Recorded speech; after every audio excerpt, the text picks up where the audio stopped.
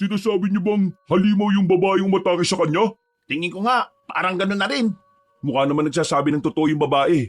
Tingnan niyo siya sobrang nanginginig siya. Ano naman kayong nilalang yun? Ay, gagi! O bakit? Ano na naman? Paano kaya kung yung umatake sa kanyang nilalang siya ring umatake at pumaslang kay Victoria? O anong nangyari sa babae? Mang Pedro, nagkamali ka. Sabi mo hindi na mauulit ang pag-atake sa kanya. Pero tingnan mo nangyari namatay siya. Ang tigas din kasi ng ulo ng babaeng yan Sinabihan ko siya kanina na sa kabila na siya dumaan. Pero hindi siya nakinig. Yan tuloy yung nangyari sa kanya.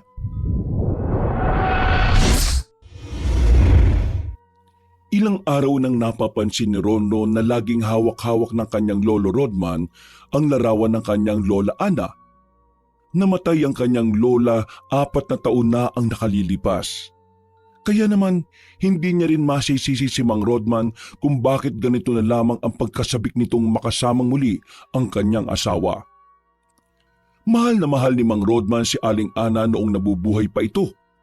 Masigla at masayahing tao ang matandang lalaki noon. Pero mula nang mawala ang asawa nito dahil sa isang trahedya, nawala na ang sigla ng pagkatao nito. At ang masaklap pa sa nangyari, hanggang ngayon ay hindi pa rin nahahanap ang katawan ni Aling Ana. Nakasama ang matandang babae sa nahulog sa bus sa bangin. Lahat ng sakay ng sasakyan na yon ay idiniklarang patay na.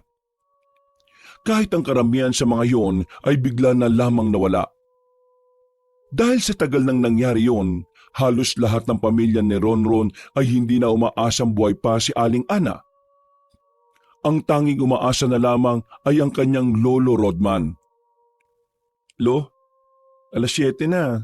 Lagpas na hapunan. Hindi ba kayo kakain? Walang ganang lumingon sa kanya si Mang Rodman nang sandaling itinigil ang pagbabasa ng dyaryo. Sumulyap na muna ito sa larawan ni Aling Ana na nakapatong sa lamesa. Mauna na kayo. Busog pa ako. Nasan ba yung dalawa mong pinsan? Bakit parang wala na naman dito sa bahay? Napapansin ko na parang mas madalas pa silang nasa labas kaysa rito Si Vanjo, lumabas lang saglit para bumili ng soft drinks. Si Francis naman, hindi pa nakakauwi. Nakita ko kaninang naglalaro ng basketball Pero baka pauwi na rin yung mga yon kasi kanina pa yun Sigurado ka ba, Lo? Hindi ka na muna kakain? Kasi napapansin ko nitong mga nakakaraang araw parang lagi na lang kayong huli sa tamang oras ng pagkain. Ganito naman talaga ako Parang hindi mo naman ako kilala na kapag malapit na ang anibersaryo na kamatayan ng lola mo, tumatamlay ako. Siguro nakalimutan mo, no? Lagot ka sa lola mo, mumultuhin ka nun. Napakamot si Ronron. Aminado siyang nawala sa isip niya na 1 linggo na lang pala mahigit ay maglilimang taon nang wala ang kanyang lola. Naku, nawala nga sa isip ko, Lo. Alam niyo namang abalang-abala ako sa mga sakahan natin Lalo na ngayon, mas malakas ang pag-deliver natin ng mga ani. Ay, pasensya na kayo mga apo Kayo pa nga ang nag-aasikaso sa sakahan natin. Huwag ka mag-alala. Kapag nakahanap na ako ng dagdag na tao hindi na kayo makukonsume ron. Wala naman ng problema sa akin na nag-aasikaso kami ron. Masaya naman kami. Isa pa, mga wala naman kaming trabaho. Kaya sa halip na tumambay kami, yung saka na lang natin ang aasikasuhin namin. At saka, hindi na natin kailangan magdagdag ng tao, Lo. Okay na sila, Mang Pedro. Napalingon silang dalawa nang makita nilang nagmamadaling pumasok ang binatang si Francis. Mukha pa lang nito ay nakikita ng galit na galit ito. Agad namang nilapitan ni Ronron at Mang Rodman ang binata para tanungin kung anong problema nito. Ang si Tolits napakasira ulo. Pinagod pa kami sa kakalaro, wala naman palang pambayad sa pusta. Ano naman ang gagawin mo, ha? Tatagay ko muna siya para malaman niya kung sinong ginagago niya. Ay. Maayos ka sa sinasabi mo, ha? Kapag ginawa mo yan, makukulong ka. Binatukan ni Rodman ang kanyang pinsan. Sa liit ni Francis, nagawa niya itong hilahin patungo sa katre at sapilitan niyang pinaupo roon. Binigyan niya ng malamig na tubig para kahit napapaano ay kumalma na rin ito. O ngayon, sabi mo na sa amin kung ano ba talaga nangyari. Isa lang naman kasi ang lamang nila. Nahahabol namin at kami pa ang nanalo. Bigla niyang sinabi na bukas na lang daw niya ibibigay yung pusta. Kilala namin ng siraulong yun eh. Kapag sinabi niyang bukas, nako, thank you na yun. Ano bang pustahan niyo? At bakit parang handa na kayong itaya ang buong buhay ninyo? Pusta namin? Malaking bote ng soft drinks. Napakamot na lamang sa ulo si Ronron. Akala niya kasi ay libu-libong pera ang nakataya sa basketball na yun. Pambihira naman. Akala ko naman nakapusta tong bahay natin. Soft drinks lang pala. Oy, kumalma ka dyan. Pabalik na si Vanjo. Soft drinks ang binili nun. Magpakasawa ka. Diyos ko naman tao to. Ikaw nga Francis, iwas-iwasan mo ang gulo ha. Para lang sa malit na bagay. Baka mamaya mapahabak pa kayo sa ginagawa nyo eh. Sa inyo malit na bagay yun. Pero sa amin, malaking bagay na yung pusta na yun. At saka, hindi na lang naman to tungkol sa puste. Tungkol na to sa pagod na inilaan namin dun sa laro. Oo na. Huwag ka na magmaktol. Ayan na si Banjo oh. Ay sige na, magsabay-sabay na tayong kumain. Magkakaharap sila sa hapagkainan ng mga sandaling yon. Malawak ang sala nila at ang lamesa para sa kanilang apat lang. Sa katunayan, malaki at maganda ang bahay na tinitirhan ng magpipinsan. Makaluma ang disenyo ng bahay pero malinis naman. Alagang-alaga kasi ito ni Mang Rodman. Halos araw-araw kasi itong nililinis. Matapos kumain, nakita na naman ni Ronron ang kanyang lolo Rodman na hawak na naman ang larawan ng kanyang lola. Napangiti na lang ng bahagya si Ronron. Inisip na lang niya na ayos na rin ang ganon. Baka sakaling sa pamamagitan nun, unti-unti nang makausad ang kanyang lolo Rodman.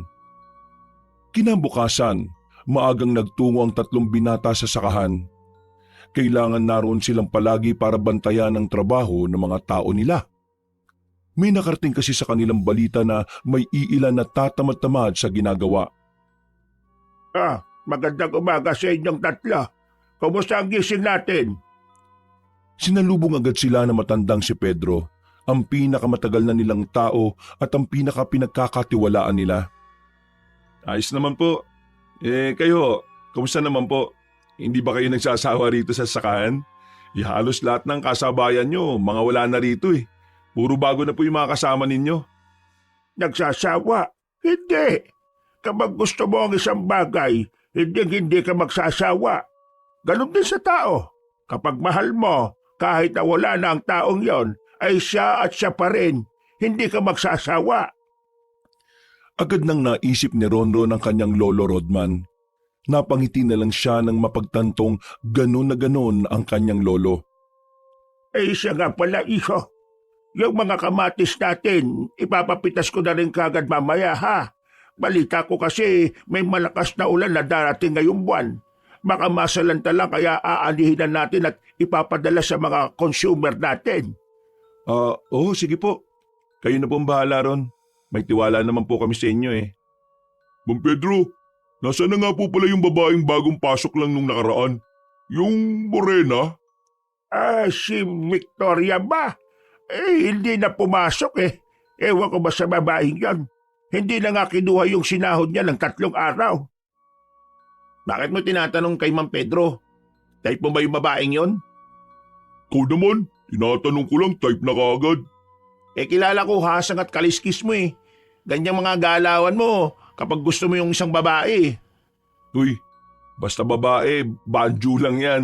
Matinig sa babae pero laging busted. Uy, tigas ng mukha nito. Nagsalita yung hindi pa nagkakasyota kahit na kailan. Siya. Magsisimulan na ako sa trabaho ha. Maiwan ko na muna kayong tatlo. Naglakad na lamang ang tatlong magpipinsan. Nagtungo sila sa kubo na madalas nilang tambayan kapag naroon sila. Mga bandang 8:00 na ng umaga. Nagdadatingan na rin ang ilan nilang tao para magsimulang mag-ani. Napapansin niyo ba yung pagbabago kay Lolo? Oo, itong mga nakaraang araw, tumatamlay na naman siya. Pero ang sabi naman niya sa akin ganun talaga siya kapag malapit ng death anniversary ni Lola Ana. Nakalimutan niyo rin Ako? Hindi Araw-araw ko kayang naaalala. Nakalimutan ko. Ano naman ngayon? Baka multuhin kayo ni Lola, no? Multuhin? Paano naman ako mumultuhin? Hindi pa naman patay si Lola. Nagkatinginan si Ronron at Francis ng mga sandaling yon. Akala nila nagbibiro lang si Vanjo pero seryoso ang mukha nito. Hanggat walang nakikitang katawan, hindi dapat kayo naniniwalang wala na yung tao. Kaya naiintindihan ko si Lolo Rodman Kaya hindi nawawala sa kanya yung pag-asa kasi wala namang hinarap na ebidensya sa kanya. Pero maglilimang taon na mula nang mangyari yung trahedyang yun Tingin mo kung buhay pa si Lola Ana, hindi siya uuwi sa atin? Paano kung nakuha siya ng ibang tao? Nawalan siya ng alaala, kaya hindi siya kagad nakauwi. Kapanood mo yan ng mga telenovela sa hapon Matulog ka nga ng 3:00 ng hapon pagtapos ng padasal. Di yung kung ano-ano lang yung pinagsasabi mo dyan. Ikaw ang matulog sa hapon para naman tumangkad ka. Mas mataas pa sa'yo pride ko kaysa sa height mo. Sus, nagsalita ang bano mag-basketball. Uy, tumigil nga kayo. Nagkakasaran na naman kayo Tapos mamaya niya magsusuntukan na naman kayo. Kung nasan man si Lola, ipanalangin na lang natin na sana nasa maayos lang siyang kalagayan at masaya na siya. Tumulong na lamang ang magpipinsan sa pag-ani ng kanilang mga tanim. Maghapon silang nagbanat ng buto para matapos na kagad ang kanilang mga trabaho bago man lang dumating ang masamang panahon. Dakong 4:00 ng hapon, natapos na rin sila. Nag-uwian na ang iba. Pero silang tatlo, mas piniling magpahinga na lamang muna sa kubo habang nakatanaw sa kanilang sakahan. Nilapitan sila ni Mang Pedro. Inabutan sila ng malamig na tubig. Agad naman nilang pinag-agawan yon. Mang Pedro, pasensya na kayo sa mga to Para kasi mga siraulo to kapag komportable sila sa tao Ay nako, wala namang problema. Mas maganda ngang komportable sila sa akin Mang Pedro, may itatanong pala ako. Nung nakaraan ko pa to gustong itanong pero nakakalimutan ko Ano ba naman yan? Nung nakaraan kasi, meron ako nakitang babaeng maputi na laging nakatanaw sa sakahan natin. Hindi ko siya mamukhaan kasi laging doon lang siya nakatayo Kilala niyo ba yung kung sino yun? Babaeng maputi. Mahaba ang buhok tapos may katangkaran? Opo, parang yun na nga po. Ay, baka kapatid yun ni Victoria. Nakita ko kasi si Victoria isang beses, sumama na siya sa babaeng yun pag-alis. Nakita ko rin yun. Yun na rin yung huling trabaho ni Victoria dito kasi kinabukasan, hindi na siya pumasok dito Ilang taon na ba yung Victoria? Baka mamaya minor de edad pa yun at pinagalitan ng kapatid o magulang. Ikinausap ko naman siya nung unang-una pa lang. Ang sabi naman niya, 19 anyos na siya. Pero bilib din ako sa iyo, Banjo, Basta babae talaga ang talas ng paningin mo. Nagtawanan na lamang sila noong mga sandaling yon. Maya-maya pa ay umuwi na lang din sila sa kanilang bahay. Naabutan nila si Mang Rodman na nagluluto na ng kanilang kakainin. Pasipul-sipul pa ngayon. Nanibago si Ronron sa matanda. Iba kasi ang sigla ng kanilang lolo nung gabing yon. Parang may magandang nangyari na hindi nila alam. Magpahinga na kayo sa sala. Tatapusin ko lang itong niluluto ko at maya-maya kakain na rin tayo, Nauna na nagtungo si Vanjo at Francis sa kanilang sala, habang si Ronron naman ay sandali pang nagpaiwan sa kanilang kusina.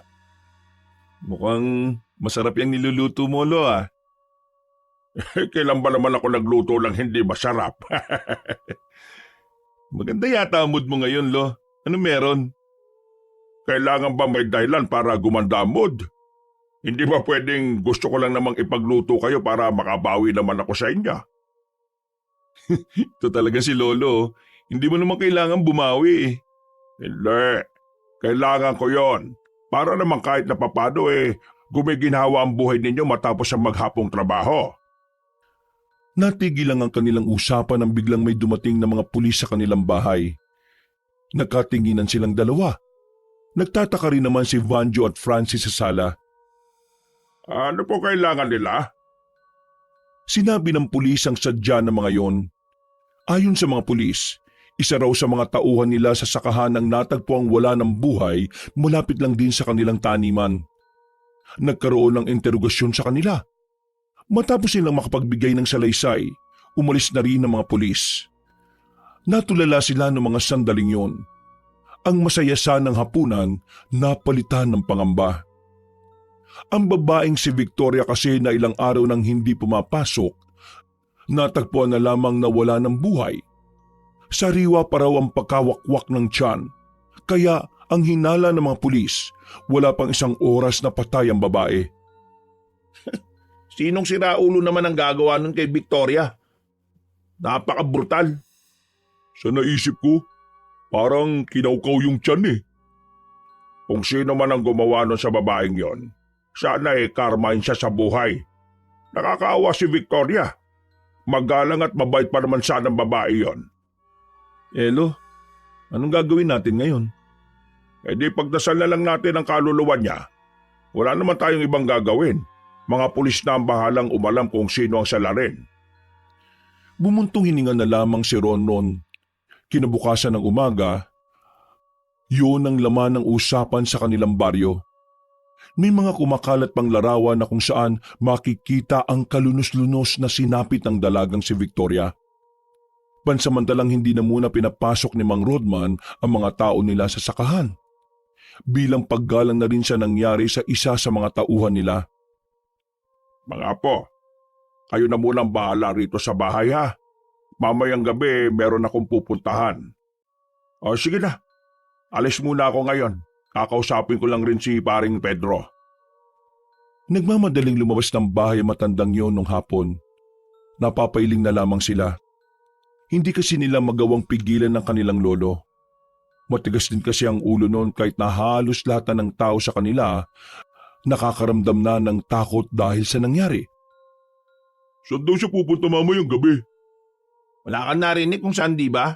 Ganon din kami. Wala rin akong ideya eh. Hindi naman lumalabas si lolo ng gabi, di ba? Mamayang gabi bago siya umalis, itatanong ko na lang. Itinuon na lamang ng tatlo ang kanilang atensyon sa ibang bagay. Si Francis nagpunta na lang sa mga kalaro nito sa basketball. Habang si Vanju naman, inilabas na lamang ang kanyang canvas para tapusin ang pinipinta na noong nakarambuan pa nakatenga. Habang si Ronron naman, siya na lamang ang nagkusang magluto ng kanilang kakainin.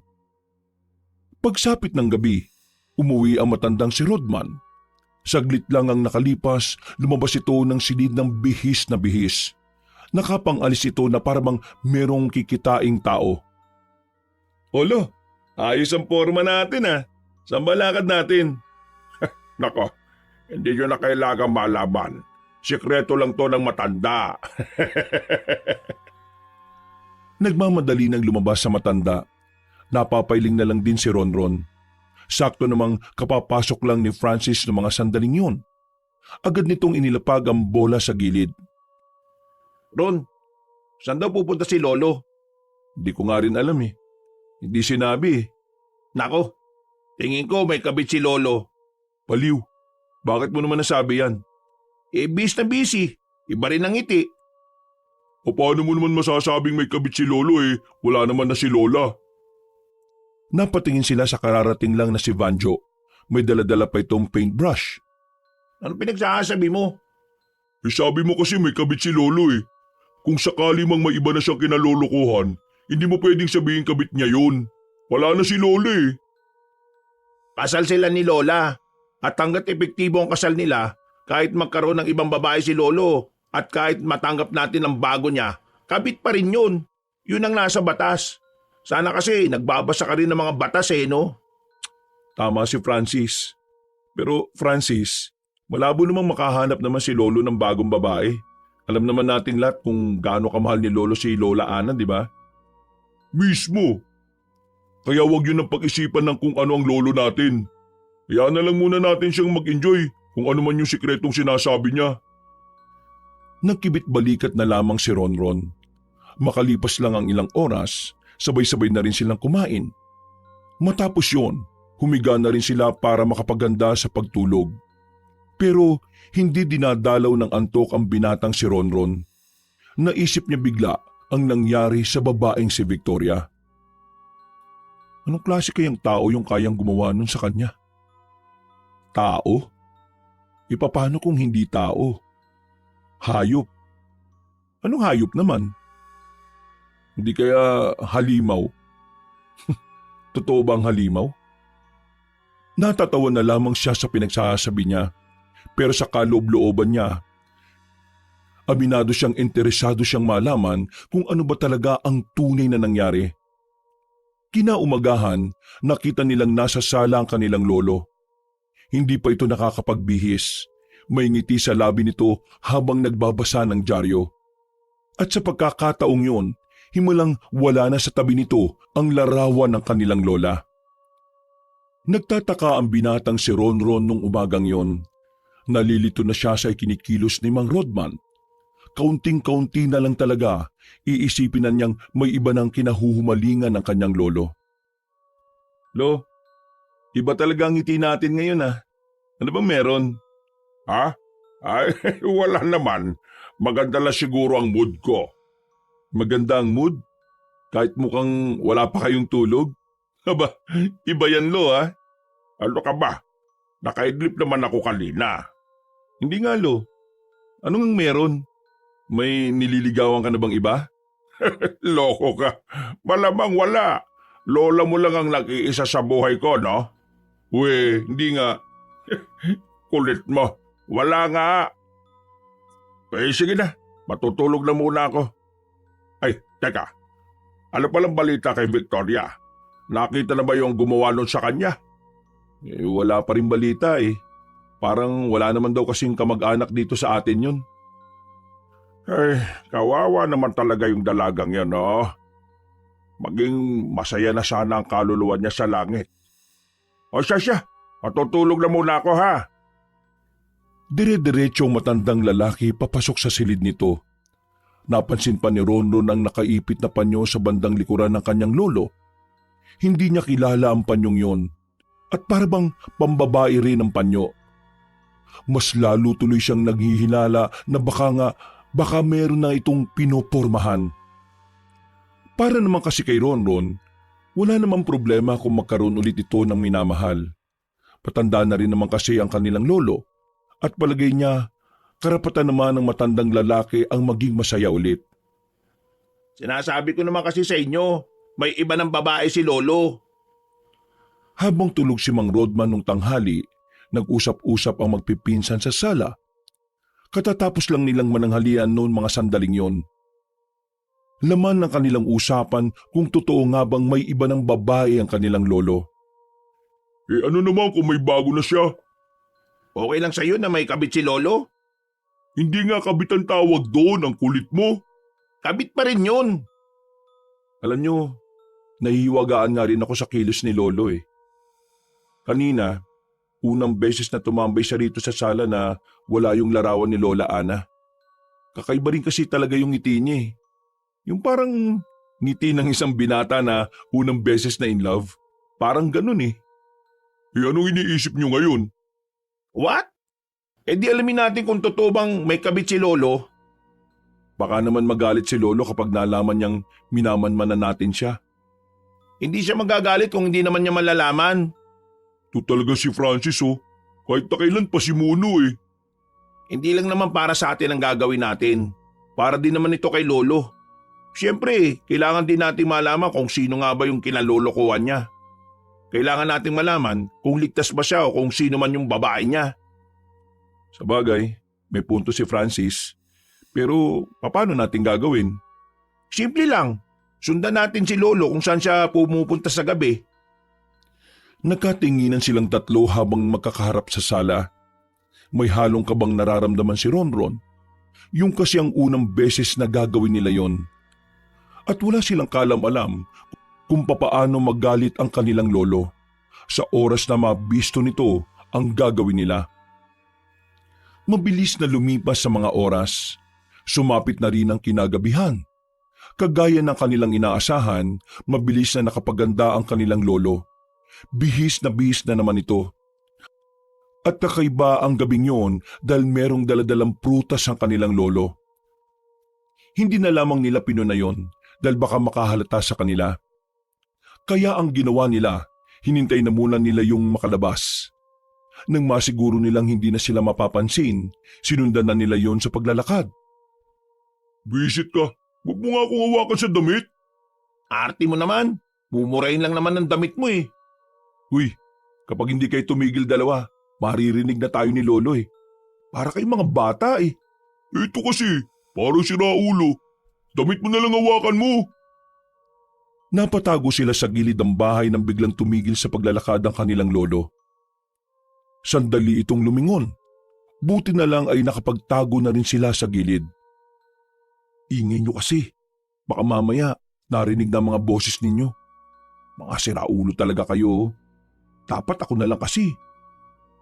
Nang muli silang sumilip, nakita nila si Mang Rodman na naglakad na ulit. Nakahinga na sila ng maluwag. Nung una, inakala nilang sa terminal ng tricycle papunta ang kanilang lolo. Pero laking pagtataka nila ng ibang direksyon ng daanan nito. Oh, anong gagawin ni Lolo ron? Papasok na sa gubat yun ah. Bilisan nyo, dali! Nilakyan na nila ang mga hakbang. Nang makapasok na rin sila sa kagubatan, tuluyan nang nawala sa paningin nila si Mang Rodman. Madilim din kasi doon, natatakpan pa ng matataas na puno. Hoy, anong gagawin mo? Malamang, magbubukas ng flashlight. Sira talaga tuktok mo no. Kapag nag-ilaw tayo, malalaman agad ni Lolo na may sumusunod sa kanya. Huwag mo nang gamitin yan, Francis. Mag-ingat na lang kayo sa paglalakad kasi madilim. Mambira, ano pang silbi ng flashlight na to? Di pukpuk mo sa ulo mo. Ay nako, kaunti na lang namumuro ka na, pupukpuk ko to sa ulo mo. Ipinagpatuloy na lamang nila ang paglalakad. Pilit nilang hinahanap ang kanilang lolo. Pero dahil masyadong masukal ang gubat, wala na rin silang napala. Kahit na nag-aalala sila para sa matanda, mas pinili na lamang nilang itigil na ang ginagawa nila. Nakabalik sila sa kalsada. Sandali silang tumigil sa isang tindahan habang nainom ng paborito nilang soft drinks. Nakakapagtaka naman si Lolo. Gubat na yung parting yun. Sino namang kikitain niya sa ganong klase ng lugar? Hindi kaya... Ano? Nagayo ba si Lolo? Ganyan sasabihin mo, di ba? Patapusin mo nga muna ako. Ano bang sasabihin mo, Francis? Baka kasi naengkanto si Lolo. Tingin ko, kailangan natin siyang ipatingin sa albularyo. Naku, naniniwala ka kasi sa ganyan eh.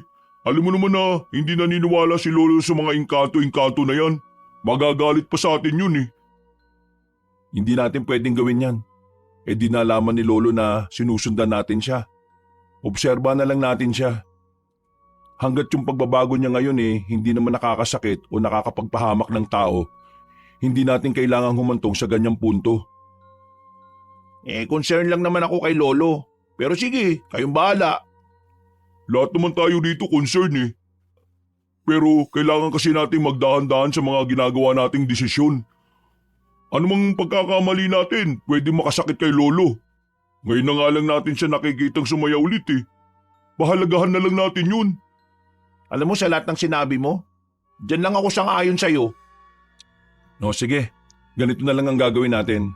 Bumalik tayo bukas na mas maaga. Siguro kapag tapos natin sa sakahan, diretso na tayo ron. Hanapin natin dun kung may makikita man tayo mga ebidensya na totoong may tinatago si Lolo sa kagubatan. Napatango na lamang ang dalawang pinsan niya. Matapos ang kanilang pag-uusap roon ay naglakad na rin sila pauwi. Pero hindi pa sila nakakalayo. Nakasalubong nila ang matandang si Pedro. May kung ano-anong dala itong mga halaman. Napansin nila yun agad dahil yung ibang dala nito ay nahuhulog na. Oh, Mang Pedro, dami niyong dala. Saan niyo gagamitin yan? Ay, kayo pala. Itong mga ito. May nakapagsabi kasi sa akin na itong mga ito mabisang panlinis daw ng kaloob-looban ng katawan. Nilalaga raw ito tapos iniinom. Kaya nga lang masyadong mapait ang lasa. Mas mapait pa sa ampalaya. Pero maganda to sa kalusugan. Hanep, kung ganun pwede nyo palang pagkakitaan yan ano? Hindi. Ang pananaw ko kasi, binigay ito ng Diyos sa atin. At ang bigay ng Diyos, binabahagi sa ibang tao ng libre. At saka, ayos naman ang kita ko sa sakahan nyo eh. Mababait naman kayo mga boss. Nako, wag niyo na po kaming tawagin na boss. Tauhan lang din naman kami ni Lolo Ay siya nga pala. Nabalitaan nyo naman siguro yung nangyari kay Victoria, no? Nakausap kami ng lolo niya. May bagong balita na ba mga pulis o kahit na abiso man lang kung may progreso ba ang investigasyon? Ang totoo niyan, Ma'am Pedro, wala pa rin talaga. Hirap na hirap ang mga pulis kung sinong tutukuyin nila Hindi kaya aswang? Ano po yun? Ay wala. Ang sabi ko, kailangan ko pala ng bawang. O sabay-sabay na tayo maglakad. Pauwi na rin ako Tinulungan na lamang nilang tatlo ang matandang lalaki sa mga dala nito. Habang tinatahak nila ang daan, napansin ni Ron ang suot-suot na matandang lalaki na pulseras. Meron kasi yung bato na kulay itim. Nagandaan siya sa simpleng disenyo. At nang tanungin niya kay Mang Pedro kung saan ito nabili ang pulseras, nagbiro lang ang matandang lalaki. Ay, ito, bigay ito ng engkanta. Hindi na lamang pinansin ni Ronron ang sinabi ni Mang Pedro. Naghiwalay na rin sila ng landas nang maunang makauwi ang matanda kaysa sa kanila. Pagbalik nila sa kanilang bahay, tulala pa rin ang tatlo. Tamang upo lang sa sofa at nakatingin sa kung saan-saan. Wala silang magawa. Umaandar lang sa utak nila ang kanilang lolo at ang misteryoso nitong aktibidad sa kagubatan. Makalipas ang ilang oras, dakong 2:00 na ng madaling araw nang makaramdam na rin sila ng antok. Kanya-kanya na silang punta sa mga sarili nilang kwarto. Pagiga pa lang ni Ronron, pumikit na siya kaagad. Pero mag-iisang oras pa lang siyang natutulog, nagising na agad siya dahil sa malakas na sigaw na narinig niya. Nung una, inakala niyang baka parte lang yun ng kanyang panaginip. Pero hindi. Bumukas ang pintuan niya at pumasok si Francis at gising na gising pa ang binata. Mukhang hindi rin ito natulog. Narinig mo? Ang alin? Yung sumigaw? Oo, may sumigaw na babae. Oo, narinig ko. Akala ko panaginip ko lang Dumating na rin si Vanjo. Nagkukusot pa ito ng mata ng puntahan nila. Saan ba yun? Sobrang lakas ng sigaw. Tingin ko malapit lang dito sa atin. Oh, saan ka na naman pupunta? 3:00 pa lang, uy. Aalamin ko kung sino yung sumigaw. Kahit na inaantok pa silang dalawa ni Vanjo, wala silang nagawa kundi ang sumunod kay Francis. Nang makarating na sila sa labas, hindi kalayuan sa kanilang bahay, nakita nila ang isang babae na nasa loob na ng bakuran. Inaasikaso na siya ng pamilyang naroon. Iyak ng iyak ang babae. Kita nilang may dugo ang kaliwang braso nito. Sa kanilang pagkakarinig, sabi ng babae ay bigla na lamang may umataking nilalang. Ang nilalang ay isa rin daw babae. Mahaba ang buhok. Parang inaagnas na ang katawan. Pangit ang mukha at mahaba raw ang kuko. Sinasabi niyo bang halimaw yung babaeng umatake sa kanya? Tingin ko nga, parang gano'n na rin. Mukha naman nagsasabi ng totoo yung babae. Tingnan niyo siya parang nanginginig siya. Ano naman kayang nilalang yun? Gagi. O bakit? Ano na naman?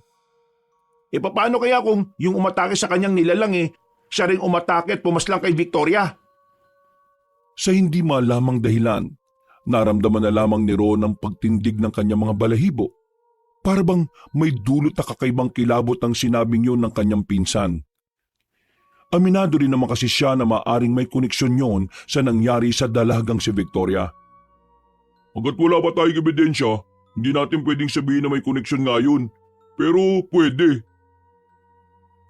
Hirap na hirap yung mga pulis na malaman ng pagkakakilanlan ng pumatay. Baka siguro kaya sila nahihirapan kasi nga ibang nilalang yun. Yan ang gusto ko sa inyong dalawa Gumagana utak nyo para maintindihan ako. Ang tingin mo sa amin, kinakalawang ang utak. Pero kung ganito ang hinala natin, paano natin ito sasabihin sa mga pulis? Bakit tayo magsasabi? Ayun yung babae. Kapag nagsumbong sa pulis yan, baka magkaroon na rin ng ideya ang mga pulis na hindi tao ang pumaslang kay Victoria. Huminga ng malalim si Ronron. Napansin naman yun ng dalawang pinsan niya sabay tapik sa balikat niya. Takot ka ba? Hindi naman. Nag-aalala ako para kay Lolo. Kasi kung totoong may halimaw na pumapatay dito sa atin, baka mamaya mapahamak si Lolo. Lalo na't gubat pa naman yung pinupuntahan niya. Kaya nga dapat malaman na natin sa lalo madaling panahon kung ano ba talaga yung ginagawa ni Lolo Rodman dun eh. Nung mga sandaling yun ay bumalik na lamang ang tatlo sa kanilang bahay. Hindi na sila natulog. Nagkape na lamang sila habang nag-aabang kung may mangyayari na namang kababalaghan. Pero tumilaok na ang manok bandang 5:00. Wala na ring nagparamdam na halimaw sa baryo. Lumabas ng bahay si Ronron. Malakas naman na ang loob niya dahil marami naman na ang gising ng mga oras na yon. Karamihan sa mga naroon kasi ay may mga sari-sariling tindahan sa bawat bakuran. Habang naglalakad siya, nakasalubong niya pa ang babaeng inatake umano ng isang halimaw. May benda na ito sa kamay.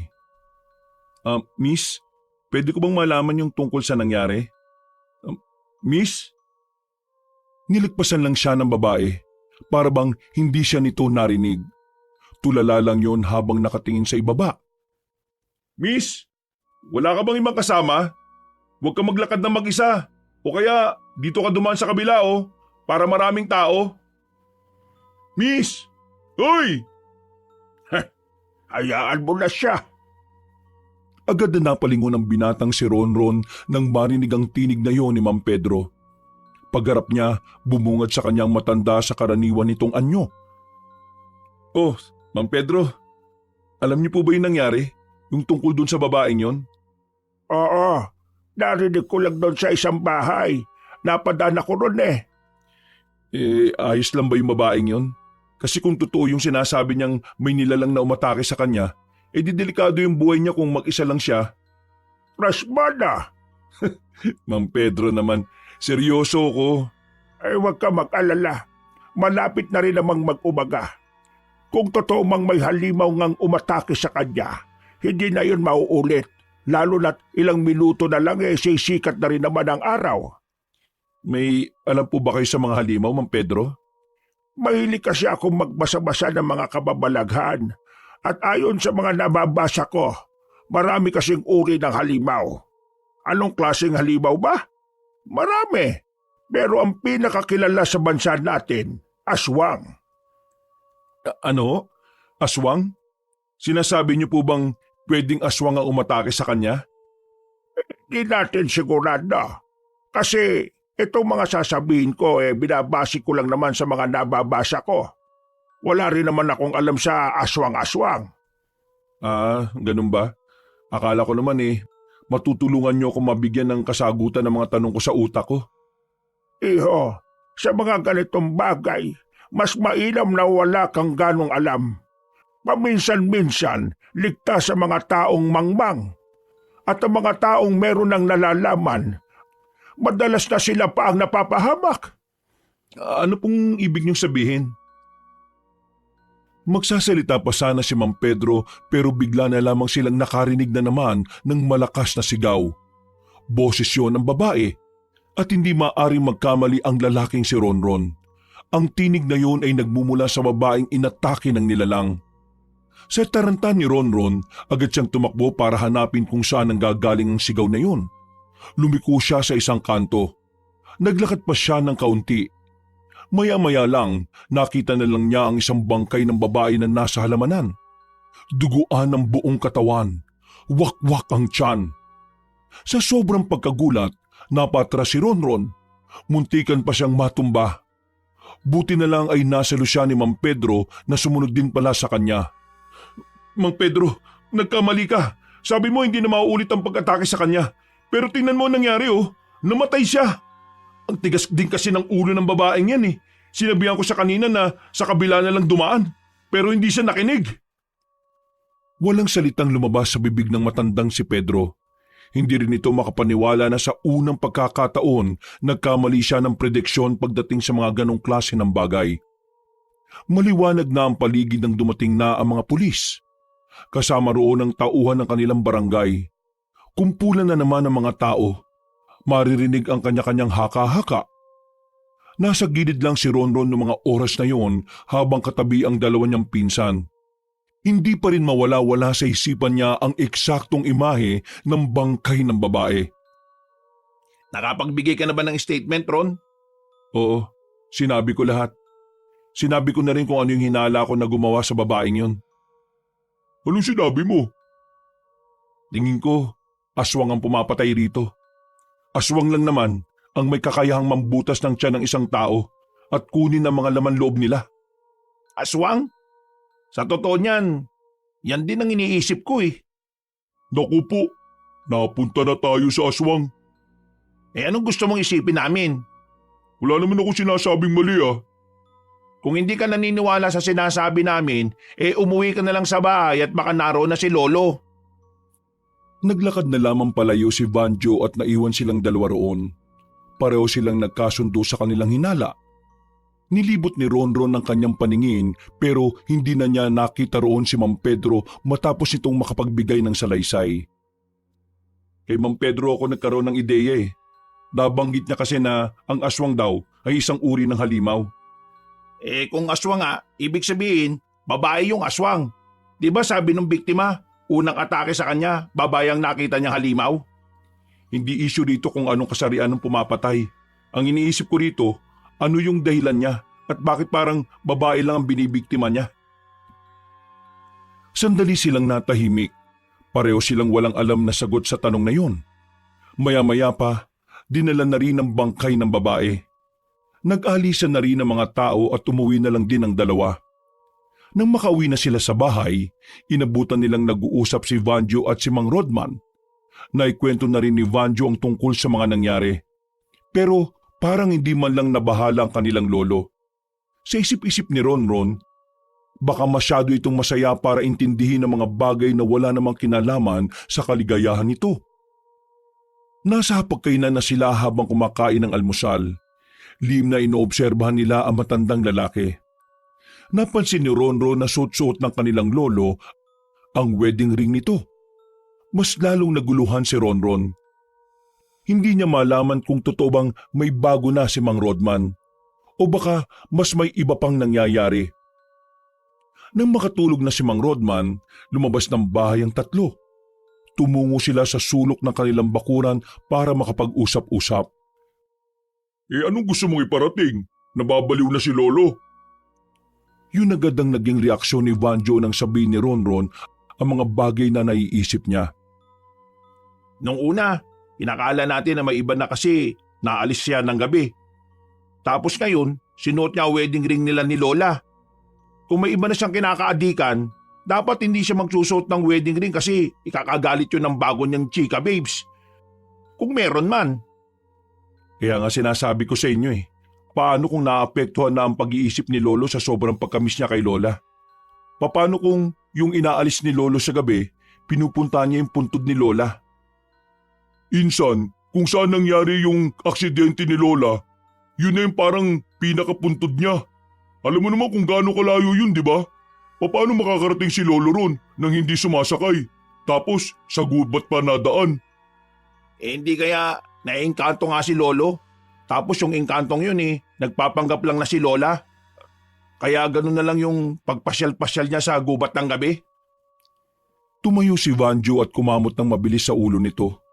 Parang iritadong-iritado na ito sa mga naririnig.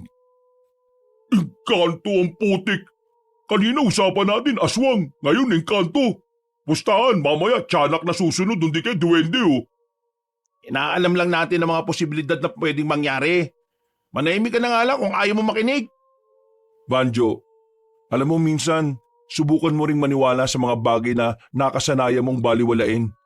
Baka mamaya kapag mismong nasa harapan mo na, hindi mo alam ang gagawin kasi akala mo hindi totoo. Oo na. Kulit naman Sa ngayon, hindi na muna tayo pupunta sa sakahan. Sasabihan lang natin si Mang Pedro na siya na muna ang bahala. Tapos, rekta na tayo sa gubat. Kahit naduda pa rin ang binatang si Banjo sa mga tsoryang sinasabi ng dalawa, sumama na rin ito ng tanghaling yon. Nagtungo sila sa kagubatan. Sinundan nila ang direksyon na una nilang dinaanan. Nang tumbukin nila ang direksyon na hindi nila pinuntahan, nakarating naman sila sa parting maraming nakatirik na kawayan. Merong bakas ng daan doon, kaya malakas ang hinala nilang tatlo na doon dumaan ng kanilang lolo. Tingnan niyo to. Tinuro ni Vanjo ang isang lumang panty na nakasabit pa sa sanga ng isang halaman. Kulay pula ito, pero parang matagal na yun doon dahil nababalutan na ito ng dumi. Anong tingin niyo dyan? Ang wild naman siguro ni Lolo kung sinabit lang niya dyan yung panty ng bago niya. Uy, tingnan nyo naman yun. Tinuro ni Francis ang direksyon na kung saan may nakita silang bahay na yari sa kawayan. Paakyat yun sa bundok. Kailangan nilang umakyat para makita kung may tao ba roon o wala. Tara, lapitan natin. Uy, teka, wag muna. Uy, bakit naman? Baka mamaya, mga siraulo nakatira dyan. Lalapit lang tayo, sisilip lang tayo. Hindi tayo lalapit sa mismong harapan ng bahay. Ayaw nyo ba? Eh di ako na lang ang lalapit. Jesus, ang kulit mo naman. Kumalma ka nga. Yaman mo na siya. Sige na, mabit ka na ron. Walang sinayang na pagkakataon si Francis. Agad-agad itong umakyat patungo sa kinaroroonan ng bahay. Habang si Ronron at Vanjo naman, umupo na lamang muna habang nakatingala kay Francis. Pag mga rebelde nasa loob ng bahay na yan, magiging alaala na lang talaga tayo. Tigas ng bugo nitong si Francis eh. Kapag mga ganitong bagay talaga, parang natutuwa pa siya eh. Ganadong ganado. Hindi nagtagal, bumalik na rin ang lalaking si Francis. Iiling-iling lang ito sa kanila. Oh, ano nakita mo? Nakatalikod eh. Hindi ko nakita ang muka, pero negative yun. Matandang babae na yun eh. Malabong yun na yung bago ni Lolo. Hindi ba pwedeng matanda rin na maging bago niya? Nakita namin ni Francis si Lolo nung nakarambuan. May magasin ng mga sexing babae. Kaya malabo nga na matandang ipalit niya kay Lola. Eh di tara na, umalis na tayo. Nung mga sandaling yon ay wala naman silang napala. Bumalik na lamang sila sa kanilang bahay. Pero wala na ang kanilang lolo. Pumunta sila ng kanilang sakahan. Nalaman nilang naroon pala ang matandang lalaki. Kausap si Mang Pedro. Nandyan na pala kayo. Saan ba kayo lang galing ha? Wala naman kayo rito kanina pa, sabi ni Paring Pedro. Diyan lang kami nang galing. Saan dyan? Sa lakad-lakad lang. Saan nga? Nag-survey lang kami sa bayan kung sinong pwedeng suplayan ng mga ani natin. Mabuti naman kung ganon. Akala ko kung anong kalokohan ang ginagawa ninyo eh. O siya, tulungan nyo na lang kami rito magkarga ng mga ani natin sa truck. Ihahatid na to sa mga destinasyon kasi baka bukas bigla nang bumuhos ang malakas na ulan. Nakikita nyo naman, madilim ang ulap po. Naging abala silang tatlo sa pagbubuhat ng mga sako-sakong inani nila. Noong mga sandaling yun, nakahinga sila ng maluwag dahil hindi naman naghinala sa kanila ang matandang lalaki. Mabilis na lumipas sa mga oras.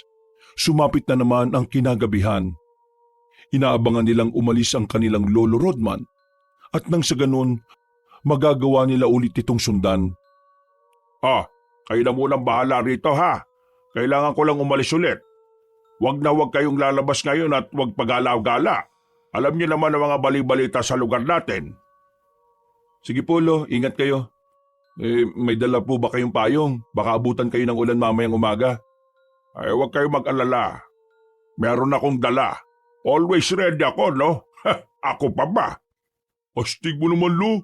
Pero mas astig kung aalis ka na. Uy, umayos ka nga. Nang makita nilang nakalabas na ng kanilang bakuran ng matandang lalaki, nagmamadali nilang sinarado ang bahay at saka sumunod sa kanilang lolo. Sa puntong ito, matagumpay nilang nasundan si Mang Rodman. Pero ang ipinagtataka lang nila, nakita nilang umakyat si Mang Rodman patungo sa bahay na una na nilang nakita. Mas lalo silang nalito nang matanaw na pumasok ang lolo nila sa bahay na yon. Tumigil na muna sila sa baba saglit. Ibig sabihin, yung nandun sa loob yun yung bago talaga ni Lolo? Sabi na sa inyo matanda rin ang trip ni Lolo at hindi mas bata sa kanya Tingin ko, ito na talaga ang chance natin para malaman kung sino yun. Tara, lumapit tayo. Kailangan natin makita ang mukha ng matandang yun. Umakyat sila at kaagad na nakalapit sa bahay. Pero mula sa kanilang kinalalagyan, ang nakikita lamang nila ay ang nakatalikod na imahe ng matandang babae. Puti na rin ang buhok ng matandang yon. Pero kahit isang paglingon lang sa labas ay hindi nito ginawa. Kaya naman unti-unti nang nauubos ang pasensya ni Francis. Lumabas na ito sa kanilang pinagtataguan. Hinawakan naman ito kagad ni Ronron para pigilan. Uy, ano bang gagawin mo? O kumprontahin ko na si Lolo. Gusto ko malaman kung bakit kailangang ilihim niya ito sa atin. Hindi ko matatanggap na palitan niya si Lola. Hinawi ni Francis ang kanyang kamay. Naglakad na ito palapit sa bakuran. Sakto namang lumabas din si Mang Rodman. Nagkita-kita na silang apat. Nanlalaki ang mga mata ng kanilang lolo. Gulat na gulat ito sa kanila. Ay, bakit kayo narito? Paano nyo nalaman ang lugar na ito? Ito pala ang pinagkakaabalahan niyo, Lo, kapag umaalis kayo ng ganitong oras. Bakit hindi niyo sinasabi sa amin? Bakit kailangan niyong ilihim sa amin na meron ka nang ipinalit kay Lola? At sa ganitong lugar pa talaga. Alam niyong delikado na ang panahon ngayon dahil sa mga nangyayaring patayan sa lugar natin. Pero nagagawa niyo pa rin isugal ang buhay niyo para lang sa bago ninyo? Akala ko ba mahal na mahal niyo si Lola Ana? Bakit kayo naghanap ng iba? Ay, magpapaliwanag ako. Ano bang ipapaliwanag niyo sa amin? Malinaw naman na may iba na kayo. Uy, Francis, maayos ka nga. Para kang tanga. Kaya nga tayo nagpunta rito para malinawan eh. Hayaan mo si Lolo na magpaliwanag. Lo, sige na. Bigyan mo ng linaw ang lahat. Makikinig kami. Francis, manahimik ka muna. Pigilan mo ang emosyon mo. Hayaan na muna natin marinig ang side ni Lolo. Napangisi si Francis at saka tumingin na lamang sa ibang direksyon. Unang-una, gusto kong humingi ng tawad sa inyo sa hindi ko pagsasabi ng tungkol dito. Alam ko kasi na hindi pa ito ang tamang panahon dahil alam kong hindi niyo pa maiintindihan. Maguguluhan kayo at magugulat kayo sa mga malalaman niyo. Pero dahil narito na rin naman kayo, sige, ipapaalam ko na sa inyo kung ano ba talaga ang tinatago kong lihim. Huminga ng malalim ang matandang si Rodman. Umupo ito sa hagdan sa tapat ng pintuan. Nitong mga nakaraan, nakita niyo naman kung gaano ko kalungkot. Kung gaano ko nasasabik na makasama ulit ang lola ninyo. Oo, inaamin ko, nagkaroon ako ng bago. Pero hindi ng babae, kundi ng bagong dahilan para maging masaya ulit. Akala ko kasi wala ng pag-asa. Pero dininig ng Panginoon ang dalangin ko. Nagbalik siya. Nandito na siya ulit. Buhay ang lola niya. Lo, ano to? Anong pinagsasabi niyo? Lo naman, huwag niyo na gamitin si Lola para pagtakpan tong pagpalit niyo sa kanya. Uy, dahan-dahan ka nga sa mga sinasabi mo, Francis. Baka nakakalimutan mo si Lolo yan. Hindi yan basta-basta matanda lang na nakakalaban mo sa basketball. Hindi ko kailanman pinagpalit ang lola ninyo. Etong singsing namin, sinuot ko ulit kasi alam kong may babalik na ang saya ko na nawala noon. Lo, paano bumalik si Lola? Isang gabi nung natutulog ako, dumalaw siya sa panaginip ko. At base sa panaginip ko, naninirahan siya sa gubat. Kaya nang magising ako, pumunta ako sa gubat at totoong buhay siya. Naisip ko naman na sabihin sa inyo pero nababahala ako na baka hindi nyo kagad matanggap ang nangyayari. Na baka magbago na ang tingin nyo sa kanya. Mga apo, buhay ang lola ninyo. Hindi siya namatay nung nalaglag ang sinasakyan nila. O sige, kung totoong buhay si Lola Ana, nasaan? Ibang matanda naman kasi yung nandyan sa loob eh. Mahal ko, halika. Hanapin mo yung mga apo natin. Nang bumukas ang pinto, nagulat sila nang bumungad ang isang matandang babae. Maputla ang kulay nito. At sa 5 taon na nakalipas, parang hindi man lang nagbago ang mukha nito. Parang hindi to tumanda ng 5 taon. Nagtindigan ng balahibo ng 3 binata nang makitang si Aling Ana. Ang matandang akala nila ay matagal ng patay. Sandali silang natameme. Napahawak si Banjo at Francis kay Ronron noong mga sandaling yun. Kumusta na kayo mga apo ko? Nang marinig nila ang malamig at mahinahong tinig ng kanilang lola, bigla na lamang hinimatay ang binatang si Francis. Kaya naman pumasok na lamang sila sa loob. At nang magising na si Francis ay sinimulan na rin ni Aling Ana ang kanyang kwento. Pasensya na kayo. Ako ang nagsabi sa lolo ninyo na huwag na munang sabihin. Gusto ko kasi sana na ako mismo ang magpapaliwanag sa inyo. Ngayon, handa na akong ikwento ang lahat. Noong naaksidente kami, totoong muntikan na akong mamatay. Agaw buhay ako, pati na rin ang mga kasama ko sa bus. Pero may mga grupo ng kababaihan na dumating. Kinuha nila kami. Pinasan nila ang mga duguan naming katawan. Akala ko noon ay patay na ako. Kasi ang dami kong sugat sa katawan. Bali din ang braso ko noon. Pero nang magising kami, parang walang nangyari. Nawala ang mga sugat namin. Mabilis na naghilom, ganon din ang pagkabali ng mga buto namin. Nagtaka ako kung ano ang nangyari. Hanggang sa si Cecilia na mismo ang nagpaliwanag sa amin. Para mabuhay kami, ginawa niya kaming aswang. Hindi inaasahan ni Ronron na yun ang sasabihin ng matandang babae. Napapahila mo siya sa sariling mukha. Nawiwindang siya sa mga revelasyon. Parang hindi kakayanin ng utak niya kung hindi niya pa maririnig ang iba pang detalye. Alam kong mahirap paniwalaan, pero yun ang nangyari. Ginawa niya kaming aswang para mabuhay. Pero ang kapalit nun, paglilingkuran namin siya. Tutulungan namin siyang maibalik ang dati niyang anyo sa pamamagitan ng pagkain ng mga laman loob ng taong babae. Pero kalaunan, nagkahiwa-hiwalay din kaming lahat. Iniwan namin si Cecilia ng mag-isa dahil hindi namin kaya ang pinagagawa niya. Teka lang lahat, lilinawin ko lang. Isa ka ng aswang ngayon. At dahil yan dun sa Cecilia na binabanggit nyo. Sino naman itong Cecilia na to? Siya ang aswang na pumapaslang ngayon sa lugar natin. Pinapatay niya ang mga babaeng magaganda. Ginagawa niya yon para unti-unting maibalik ang ganda niya. Ang dugo at laman kasi ng isang babaeng maganda. Nakakatulong yon para sa panlabas niyang kaanyuhan. Matandang aswang na siya. Isang nakakatakot na nilalang. Pangit at katsuklam-suklam ang muka. Ang tanging layunin niya, makabalik sa dati siya at magkasik ng lagim sa mga kababaihan.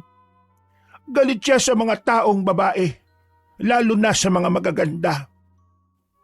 Kung alam niyo naman pala na kung sinong pumapatay, bakit hindi niyo na lang siya pagtulungan?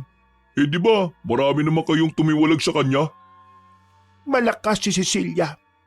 Habang kami, pangkaraniwang aswang lang na may tuturing lang na alalay. Isa pa, wala na mga kasamahan ko. Pinatay na sila ni Cecilia. At hindi ko nga alam na baka ako na lang ang natitira. Kaya nga, kahit ayaw ko na sanang magpakita kay Rodman, ginawa ko na lang kasi pakiramdam ko, ako na ang susunod na papatayin. Gusto rin namin ng lola nyo na paslangin ang aswang na yon. Pero hindi naman namin alam kung paano namin gagawin yon. Wala kaming malapitan na albularyo. Lahat ng kinausap ko, tumatanggi sila dahil hindi nila kayang humarap sa mga aswang. Kaya ngayon, ang ginagawa ko, lagi kong binabalikan ng lola ninyo rito para kahit papano may naprotekta sa kanya sa gabi. Pero curious lang ako ang mga aswang ba, hindi ba pwede sa liwanag? Magkakaiba ang mga aswang. May pwede sa liwanag. Meron din namang bawal sa liwanag. Pero kami, hindi kami pwede sa liwanag dahil ganun din si Cecilia. Ang dugo niya ang nananalaytay sa amin. Kaya pare-pareho kaming mamamatay kung masisinagan kami ng araw. Kaya nga, sa gabi lang ako nagpapasama sa lolo ninyo. Kasi sa umaga, ligtas naman ako rito. Aswang ba talaga kayo, La? La, pakitaan mo nga kami. Sa isang iglap lamang, naging kulay itim ang lahat ng mata ni Aling Ana. Nagkaroon din to na makakapal at nakaumbok na ugat sa muka. Dahil doon, tuluyan na ring naniwala ang tatlong binata. Ngayon, alam na natin kung sino ang aswang na pumapaslang sa lugar natin. Ang kailangan na lang natin humanap ng makakatulong sa atin. Pero higit sa lahat, masaya kaming malaman na buhay pa kayo, Lola. Kung alam nyo lang na halos araw-araw kaming nalulungkot, wala nang mawala ka. Sus, kunwari ka bang nalulungkot araw-araw, halos araw-araw kang namababae rin. At least ako, hindi ko pinagbibintangan si Lolo na may ibang babae. Tungkol pala doon, Lo. Ako na po ang humihingi ng pasensya sa mga naisip namin. Nag-aalala lang kasi talaga kami na baka mapahama ka sa kakalis mo sa gabi. Naiintindihan ko naman. Alam ko na ginawa nyo lamang yun para sa akin. Kaya huwag nyo nang isipin yon. Ang mahalaga, narito na ulit ang lola ninyo. Hello, aswang na si Lola. Makakabalik pa ba siya sa dati? Huminga ng malalim ang dalawang matanda. Bumakas sa mukha ng mga ito ang kaunting lungkot. Sa totoo, hindi namin alam kung papaano o kailan. Basta ang iniisip na lang namin ng lolo ninyo ay kung papaano ko magagamit sa kabutihan nitong pagiging aswang ko. Huwag kayo mag-alala. Sa 5 taon ng pagiging aswang ng inyong lola, hindi siya kumain ng tao. Puro gulay at prutas lang ang kinakain niya. Hindi siya kumakain ng karne mula noon. Sobrang saya kong narito kayong tatlo. Akala ko hindi na darating ang araw na makakasama ko kayo. Akala ko habang buhay ko na lang kayong titingnan sa malayo. Total, kumpleto naman na tayo. Bakit hindi tayo magdiyong sa pagbabalik ni Lola? Saktong-sakto. Nakapagdala ko ng mga pwede nating kainin. Nung gabing yun, lahat ng mga katanungan nila sa kanilang isip ay sa wakas nagkaroon na rin ng kasagutan. Gumaan na rin ang kanilang pakiramdam. Sobrang saya ng kanilang kalooban, lalong-lalo na si Ronron. Hindi niya mapaliwanag ang ligaya na nararamdaman niya. Dahil ngayon, nakikita na niyang masaya ang kanilang lolo Rodman. Sinulit nila ang pagkakataon. Doon na rin sila nagpalipas ng oras. Umaga na nang magpaalam na sila sa dalawang matanda. Lo, dito ka na muna kay Lola. Uuwi na muna kami sa atin. Kukuha kami ng mga maraming gulay para mamayang gabi pagbalik namin dito. Marami tayong kakainin. La, babalik kami mamaya. Kaming bahala na sa mga kakainin mo. Maraming salamat sa inyo mga apo. Masayang masaya ako na muli kayong nakasama. Mag-iingat kayo sa pag-uwi ninyo, ha? Babalitaan na lang po namin kayo kung anong masasagap namin sa baryo. Magdadala na rin ako ng mga lumang damit po ninyo, La. Matapos makapagpaalam ay agad na rin silang umalis. Masaya na sana nilang sisimulan ng kanilang araw, pero pagdating nila sa kanilang baryo, isang masamang balita ang sumalubong sa kanila. Panibagong biktima na naman ng pagpaslang ang kanilang nadatnan. Ayon sa mga narinig nila, ang biktima ay natagpuang palutang-lutang sa ilog. Wala na ring lamang loob. Hinala ng iba, labandera ang babaeng yon. Hindi tuloy maiwasan na magpipinsan na hindi kilabutan. Pakiramdam nila, palala na ng palala ang mga nangyayari. Mukhang kailangan na talaga natin makahanap na makakatulong sa atin, ha? Tingin ko mas maganda kung aabisuhan natin ng mga tao. Kung malalaman nila na aswang ang pumapaslang, baka makapaganda sila at mas makaiwas sa kapahamakan. Tingin ko tama naman si Francis. Kailangan mamulat ang mga tao. Simulan natin sa pamunuan ng barangay natin. Bago sila tumungo sa kanilang mga plano, inasikaso na muna nila ang sakahan. Ilang araw na rin kasi silang hindi nakakadalaw doon na matagal. Inabutan nila ang mga tauhan nilang abala sa ginagawa, pero wala roon si Mang Pedro. Ang sabi ng iba nilang tauhan, Hindi raw pumasok ang matandang lalaki. Puntahan natin si Mang Pedro. Baka nagkasakit siguro. Wala pa namang pamilyang taong yon. Kayo na lang. Ihatid ko na lang itong mga gulay sa bahay. O sige, kami na lang. Kita na lang tayo sa bahay. Hindi na nagsayang ng oras ang dalawang binata. Pagdating nila sa bahay ni Mang Pedro, wala sa bakuran na matanda. Sinubukan din nilang tawagin yon, pero wala namang sumasagot sa kanila. Napansin nilang merong may nakasalang sa lutuan, kaya ang inisip nila ay baka lumabas lang ng saglit ang matanda. Pumasok sila sa loob. Sumilip sila sa loob pero walang tao. Umupo na lamang sila sa gilid. Mga ilang sandali lang ay dumating na rin si Mang Pedro galing sa labas. Halatang nagulat ito nang makita sila roon. Oh, bakit kayo narito? Ang sabi kasi ng mga kasama natin sa sakan hindi raw kayo pumasok. Nag-alala lang ako kasi nung nakaraan, nakikita kitang ubo ng ubo. Baka ako nagkasakit ka. Ay, hindi. Ayos lang naman ako. Mang Pedro, ano itong pinapakulo nyo? Bakit kulay green? Ay, huwag mong tignan yan. Napalakas ang tinig ni Mang Pedro ng mga sandaling yon, kaya nagtaka naman silang dalawa. Kahit kasi kailan hindi nila nakita o narinig na nagtaas ito ng boses.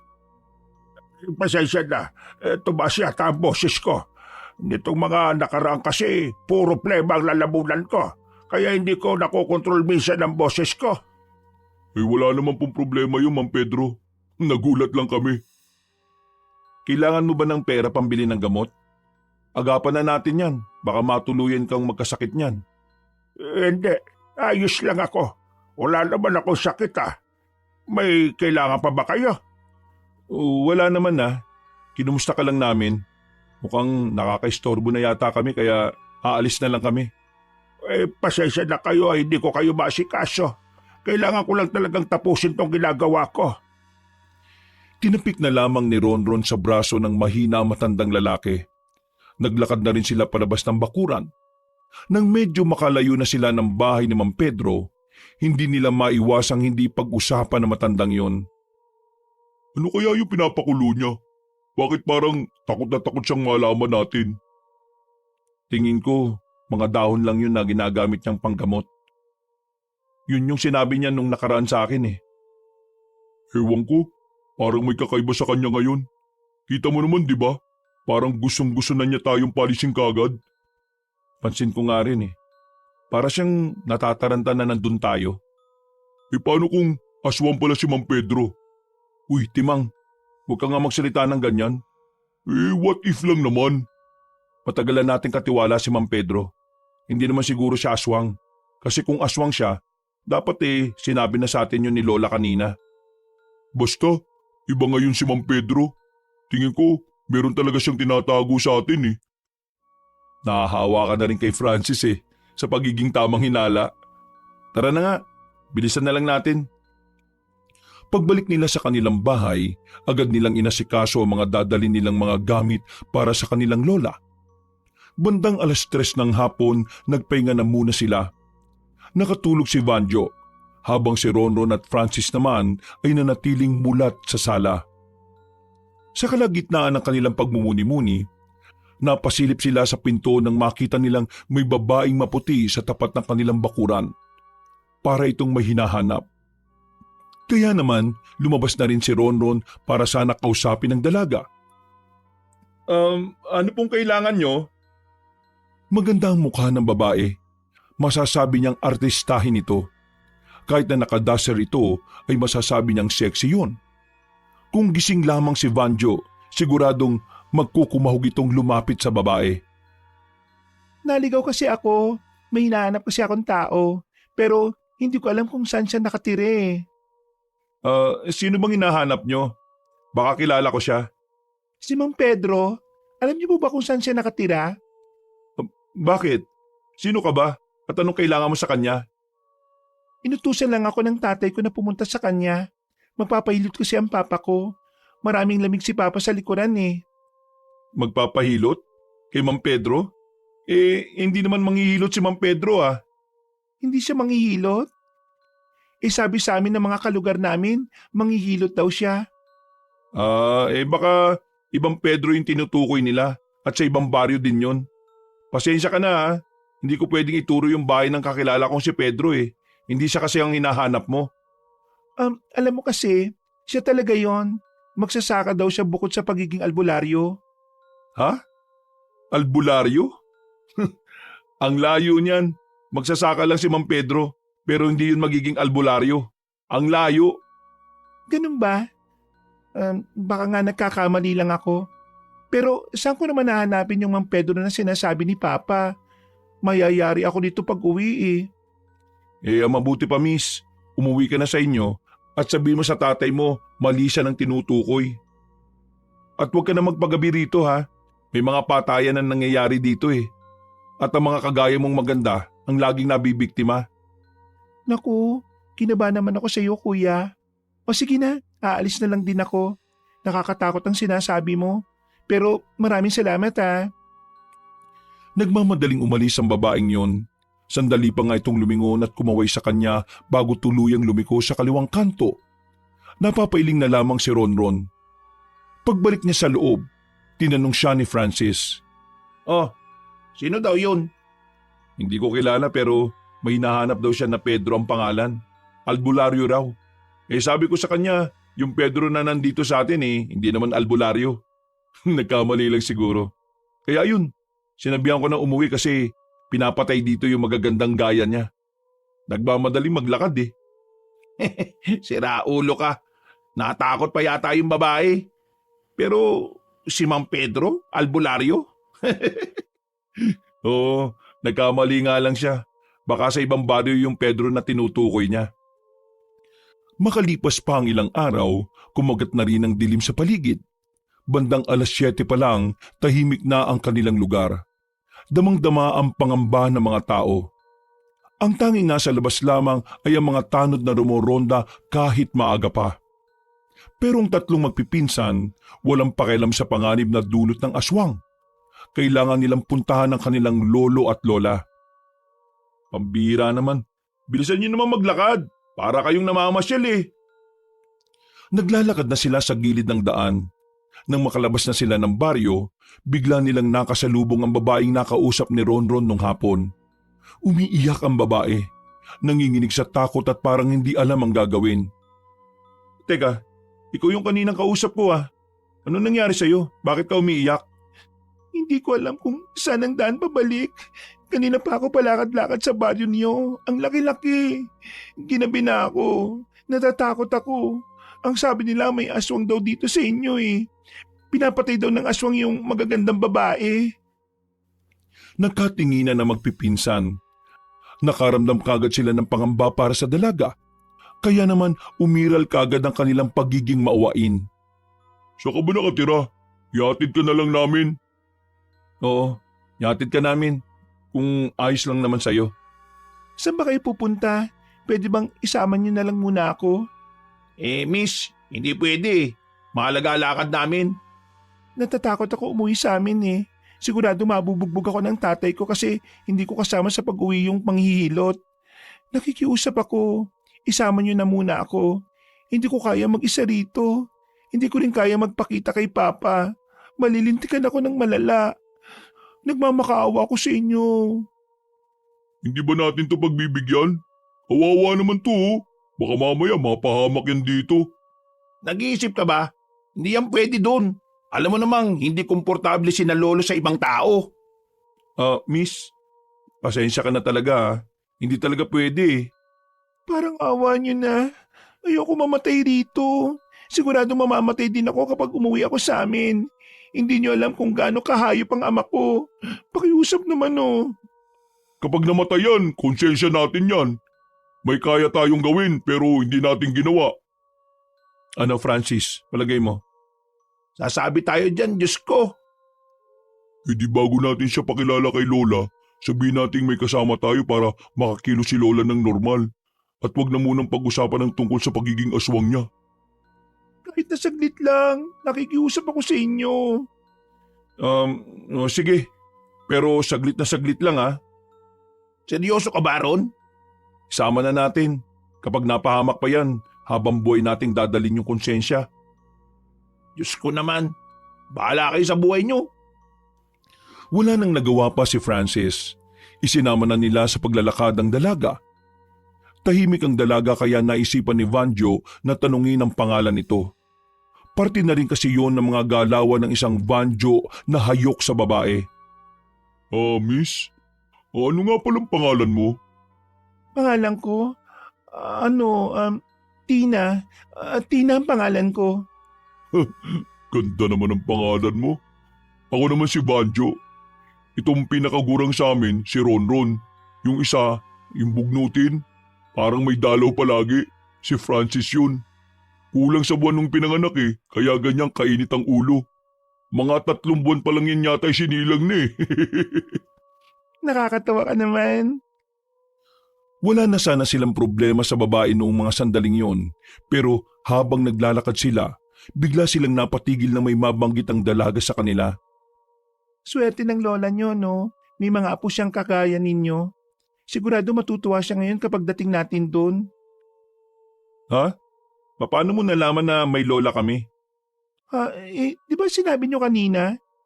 Wala naman kaming binanggit na lola sa iyo Kami-kami lang nag-uusap nun. Paano mo narinig? Paano mo nalaman ang tungkol sa lola namin? Sino ka ba talaga? Dumistansya na sila ng bahagya sa babae. Nagkaroon na sila ng masamang kutob sa babaeng kasama nila. Sandali, kalma lang mga tol.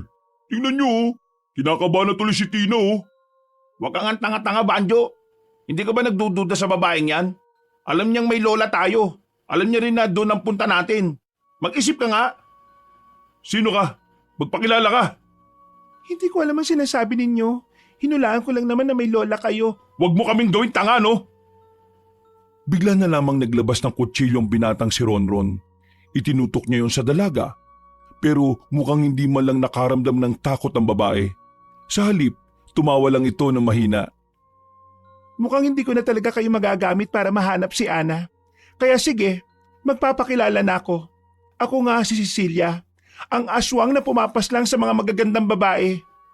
Sinasabi ko na nga, Abi. Pasensya ka ngayon dahil hindi namin ituturo sa iyo kung nasaan ang lola namin. Nakaisip na ako ng paraan Bigla na lamang pumangit ang itsura ng dalaga. Wala na silang nagawa nang hatakin ito si Vanjo. Si Vanjo na noong mga sandaling yun ay hindi na alam ang gagawin. Takot na takot at parang maiihi na sa kaba. Kapag hindi niyo ako dinala kay Ana, mamamatay ang lalaking ito. Nakwento naman siguro ng lola niyo kung ano ang kaya kong gawin, di ba? Lumabang ka nga ng patas. Hindi yung gumagamit ka pa ng taong tanga. Seryoso ka ba? Yan talaga sasabihin mo? Hindi namin sasabihin kung nasan si Lola, kahit na umiyak ka pa ng dugo. Isa ka pa! Kung ganon, magpaalam na kayo sa lalaking ito. Akmang may gagawin ng masama ang babaeng aswang na si Cecilia nang biglang may tumamang malaking bato sa mukha nito. Agad na dumugo ang ibabaw ng kilay nito. Dahilan para makakawala si Vanjo sa pagkakabihag. Nagtatakang 3 binata kung saan galing ang bato. Ilang sandali lang lumabas na lamang sa gilid ang isang matanda. May hawak itong katana. Nakasuot ng mahaba at kulay itim. Maangas ang lakad na parabang mga bidang naglalakad ng slow motion habang meron pang pausok. Namamangha silang 3. Pero mas lalo silang namangha nang malaman kung sino ang matandang lalaki na yon. Ma'am Pedro? Magbelad kayo. Ako na po lang bahala sa babae kita. Sigurado po kayo na kaya niyo ang aswang na yan? Ang sabi ni Lola, malakas daw ang babaeng yan Wala akong pakialam kung malakas siya. O ito, hawakan mo nga muna itong insensyo. Hanip, may pausok pa na insenso. Para saan to? Masakit yan sa ilong para sa mga aswang na gaya niya. Kakaibang aswang na yan. Hindi siya gaya ng ibang aswang na hindi pwedeng gumala kapag hindi gabi. Siya, kaya niyang makapambiktima kahit tirik ang araw. Kaya naman, hindi na natin sasayangin ang pagkakataong ito. Papaslangin na natin siya. Agad na bumuelo matandang lalaki. Inatake nito si Cecilia gamit niya ang mahabang katana. Noong mga sandaling yon, walang magawa ang babaeng aswang sa pinapakitang kagalingan. Namamangha sila Ronron. Hindi nila inasahan na may ganong klase ng kakayahan ang matandang inakala lang nila na pangkaraniwang matanda lang. Maya-maya pa, nakipagsabayan na rin kay Mang Pedro si Cecilia. Mabilis ang babae, pero parang hindi naman ito seryoso sa nangyayari.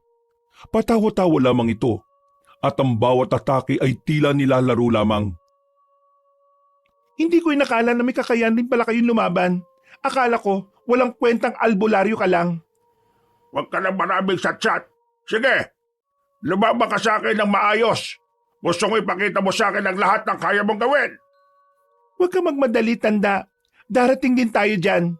Pero hindi na muna ngayon. Masyado pang maaga. Kailangan ko muna mag-relax. Hindi pa ngayon ang tamang panahon. Ay bakit? Natatakot ka bang baka mapatay kita? Paalam na muna sa ngayon. Magharap pa tayo ulit sa susunod. Tumalon na ang babae paakyat sa puno at saka umalis. Lumapit naman sa kanila ang matandang si Pedro. Itsura pa lamang nito, makikita na ang tapang nito. Mang Pedro, ano po ba talaga kayo? Bakit ang galing-galing nyo naman lumaban sa aswang? Total, nakita nyo na rin naman. Aaminin ko na. Isa akong albularyo. Pero sikreto lang ito. Walang gaanong nakakaalam. Dito sa atin, kayo lang at ang aswang na yon ang nakakaalam. Bakit? Bawal bang sabihin? Kasi kapag lantaran ng pagkakakilanlan ng isang albularyo, mainit sila sa mga mata ng mga aswang. Kagaya na lamang ngayon. Alam niya kung sino ako, kaya alam niya kung sino dapat ang papaslangin niya muna. Nagkataon lang na hindi naman ako basta-bastang albularyo lang. Dahil doon pa man, pumapatay na talaga ako ng aswang. May tuturing rin akong isang manunugis. Napatingin si Francis. Nagkakasinyasan sila ni Ronron. Nababahala sila para sa kaligtasan ng kanilang lola dahil ang iniisip nila sa oras na malaman ni Mang Pedro na aswang ang kanilang lola, baka mapahamak yun kay Mang Pedro. Huwag kayo mag-alala. Alam ko ang tungkol sa lola ninyo. Wala akong balak na saktan siya. Kilala ko si Ana. Alam kong hindi naman siya masamang aswang. Isa lang din siyang biktima. Kailan nyo nalaman ang tungkol doon? Nitong nakaraan lang, napapansin ko si paring Rodman na laging umaalis ng bahay. Kaya sinundan ko siya. At saka ko nalaman ang tungkol sa pagiging aswang ni Ana. Nakahinga na maluwag si Ronron at Francis. Akala nila'y mapapahamak na ang kanilang lola. Mang Pedro, alam niyo po ba kung papaano makakabalik ang lola sa dati? Huminga ng malalim ang matandang albularyo. Nababaka sa mukha nito ang pagiging problemado. Ang totoo niyan, noong nakaraan ko pa inaalam kung paano siya may babalik sa dati. Pero hanggang ngayon hindi pa tapos ang pag-aaral ko tungkol doon. Yung po ba yung pinapakulo niyong kulay green nung nakaraan? May kinalaman po ba yun doon? Oo, para yun sa lola ninyo. Pero kailangan ko pang saliksikin ng maigi. Nang sa ganun walang mangyaring masama kay Ana kapag ininom na niya. Mang Pedro, maraming salamat po sa ginagawa ninyo. Kung hindi po kayo dumating, baka po napatay na kaming tatlo. Ay wala yon. Pero dapat meron din kayong lakas ng loob at tapang sa susunod. Kasi hindi sa lahat ng oras ay may darating para sa inyo. Ay siya nga pala. Pwede ba akong sumama sa inyo? Gusto ko makausap ang lolo at lola ninyo tungkol sa mga nangyayari rito. Kailangan ko ang mga nalalaman ni Ana para mas madaling matalo natin ang aswang na yon. Pumayag naman na magpipinsan. Hindi naman din kasi ibang tao sa kanila si Mang Pedro. Kaya naman magkakasama na silang naglakad patungo sa kinaroroonan ng kanilang lola. Noong mga sandaling yon ay magaan na ang kanilang pakiramdam. Kampante naman silang hindi nababalik ang babaeng aswang na si Cecilia. Ilang sandali lang ay nakarating na rin sila sa bahay ni Aling Ana. Nagulat pa nga ang mag-asawa na makitang kasama ng kanilang mga apo ang matandang si Pedro. Ngumiti si Pedro, bagay na nagpagaan ng kalooban ni Mang Rodman at ni Aling Ana. Alam ko na ang tungkol dito, Ana, Rodman. Huwag kayo mag-alala. Hindi ko balak saktan si Ana. Tutulungan ko kayo laban sa aswang na gumawa nito sa iyo, Ana. At sa aswang na patuloy na nang bibiktima ng kababaihan. Teka, paring Pedro, bakit ka nakaganyan? Lingid sa kaalaman natin na si Mang Pedro pala isang albularyo. Sikreto lang daw kaya mula noon wala talaga tayong ideya. Noon pa napapansin ko ng parang marami kang ginagawang walang kinalaman sa pagsasaka. Kaya hindi na ako magugulat kung ito nga ang nililihim mo sa amin. Ana, kailangan ko ng mga nalalaman mo. Kailangan kong malaman kung paano ko kakalabanin si Cecilia. Sige, sasabihin ko lahat sa iyo. Pumasok na muna kayo at dito na tayo mag-usap-usap sa loob. Habang nasa loob ng bahay ang tatlong matanda, nasa bakuran naman na magpipinsan. Hanggang sa mga puntong yun, hindi pa rin sila makapaniwala na ang matandang pinagkakatiwalaan nila ay may kakaiba palang katauhan. Napapailing na lamang sila. Napakagaling talaga ng tadhana no? Akalain mo yun? Yung taong akala nating mahina na, malakas pa pala at may kakayahan pang harapin yung sinasabi ni Lola na pinakamalakas na aswang. Hindi mo talaga masasabi ang isang tao kung sino siya base lang sa nakikita natin. Pero ngayon, ang mahalaga, hindi na tayo maghahanap pa ng ibang tao. Nandito na si Mang Pedro na handang tumulong sa atin. Pero mga lintik pa rin kayo. Parang gusto niyo talaga mamatay ako kanina no? Sino ba kasi yung nagpumilit na isama yung babaeng yun? Hindi ka kasi nag-iisip No ka ba? Hindi porke sinabi namin yung kanina, gusto ka na naming mamatay. Nilalaro lang namin ang utak niya. Nilalaro? Buti na lang talaga dumating si Mang Pedro. Kung hindi, sa langit na ako maglalaro ng utak. Nakaligtas ka naman kaya huwag ka na magmaktol. Ang iniisip ko ngayon, paano tayo makakatulong kay Mang Pedro? Nakakaya naman kung pati tayo o protektahan niya. Nakita niyo naman kanina, di ba?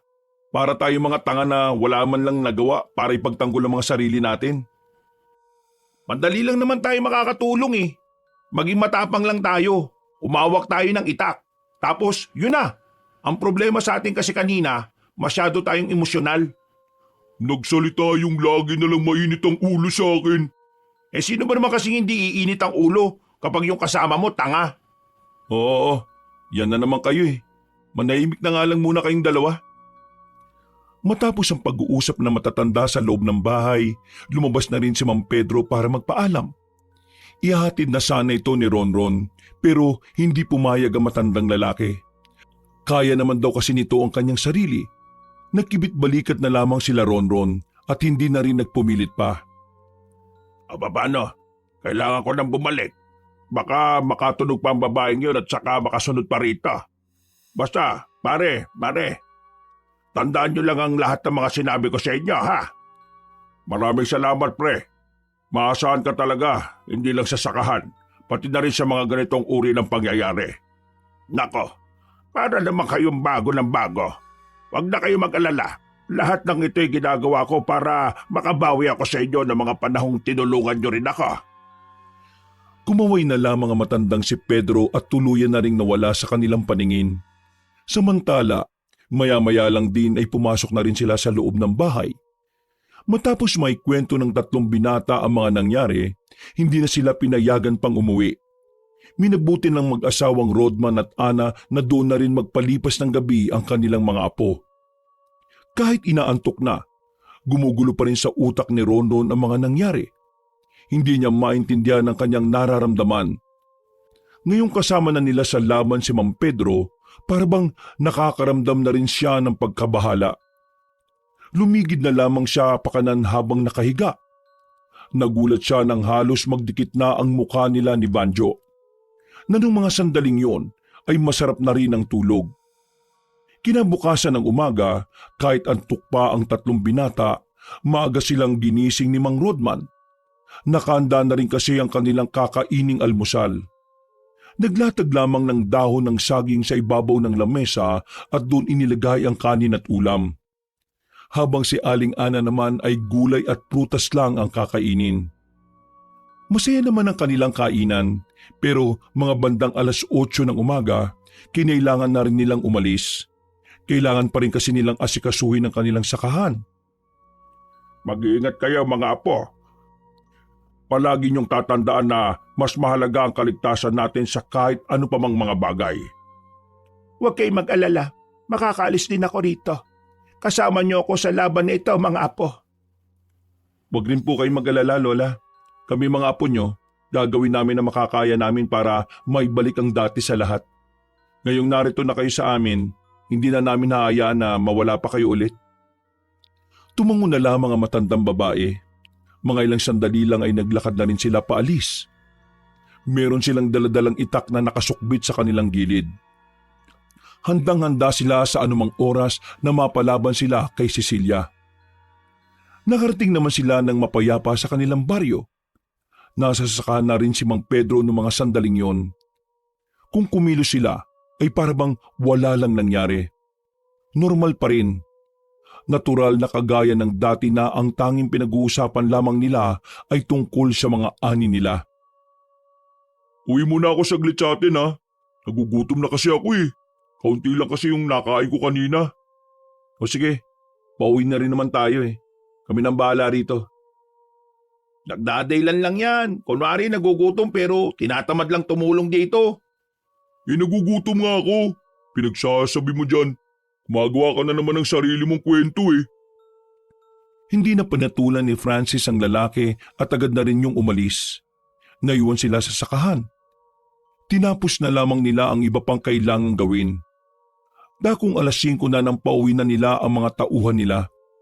Hindi na kasi nila yon pinapaabot pa ng gabi. Dahil na rin sa mga nangyayaring patayan at pag-atake ng aswang. Naniniwala kasi sila Ronron na sa ganong sitwasyon, baka kung sino na lamang ang paslangin ni Cecilia. Iniisip nilang pagbubuntungan ng babaeng aswang ang kahit sinong makita nito. Mamaya, pumunta muna kayo sa bahay ha. Bakit po? May gagawin na po ba tayo kontra kay Cecilia? Meron akong ibibigay na itak sa inyo. Ang mga itak na yon ay mas epektibo kumpara sa mga pangkaraniwang itak na hawak-hawak natin. Nagkatinginan si Ronron at Francis. Maya-maya, pinunta na nila si Banjo at isinama na rin sa pagpunta sa bahay ni Mang Pedro. Nang makarating na sila roon, nakahanda ng 3 itak na kakaiba ang disenyo. Parehong itim ang mga yon pero ang isa may kalawit sa dulo. Ang isa naman ay parang lagari ang talim sa bandang gitna. Ang isa naman medyo baliko ng bahagya. Itinago ko pa yan. Ginamit yan ng mga tsuhing ko nung araw. Nang mamatay sila. Ipinamana nila ang 3 to sa akin. Wala naman na akong paggagamitan yan. Hindi naman pwedeng 4 na itak ang gamitin ko sa laban. Mabuti na lang talaga kayong nakilala namin at may pagganito pa talaga. Siguro kung ibang albularyo to, baka hindi kami nakatanggap ng ganito. Mang Pedro, maraming salamat ha. Mula nang malaman namin na albularyo ka pala, kahit na papano tumaas ang moral namin para protektahan si Lola Ana. Gagawin natin ang lahat para protektahan ang lola ninyo. Pati na rin ang mga tao dito sa probinsyang to. Handang-handa na ako sa laban na to. Matagal kong hinintay ang pagkakataon na ito. Nung gabi ding yun, tinuruan sila ni Mang Pedro sa paghawak ng itak. Mabilis din naman silang natuto. Agad din naman nilang nakabisado ang mga galaw at tamang hagupit ng sandata. Pero hindi pa rin magawang makampante ni Ronron.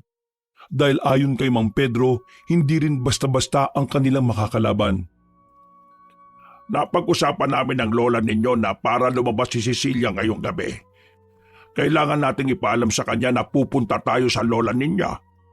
Pero paano naman natin ipapaalam sa kanya ang bagay na yun? Paglabas natin, wala tayong ibang pag-uusapan kundi ang pagpunta natin sa lola ninyo. Malakas ang kutob kong nakamasid siya sa atin.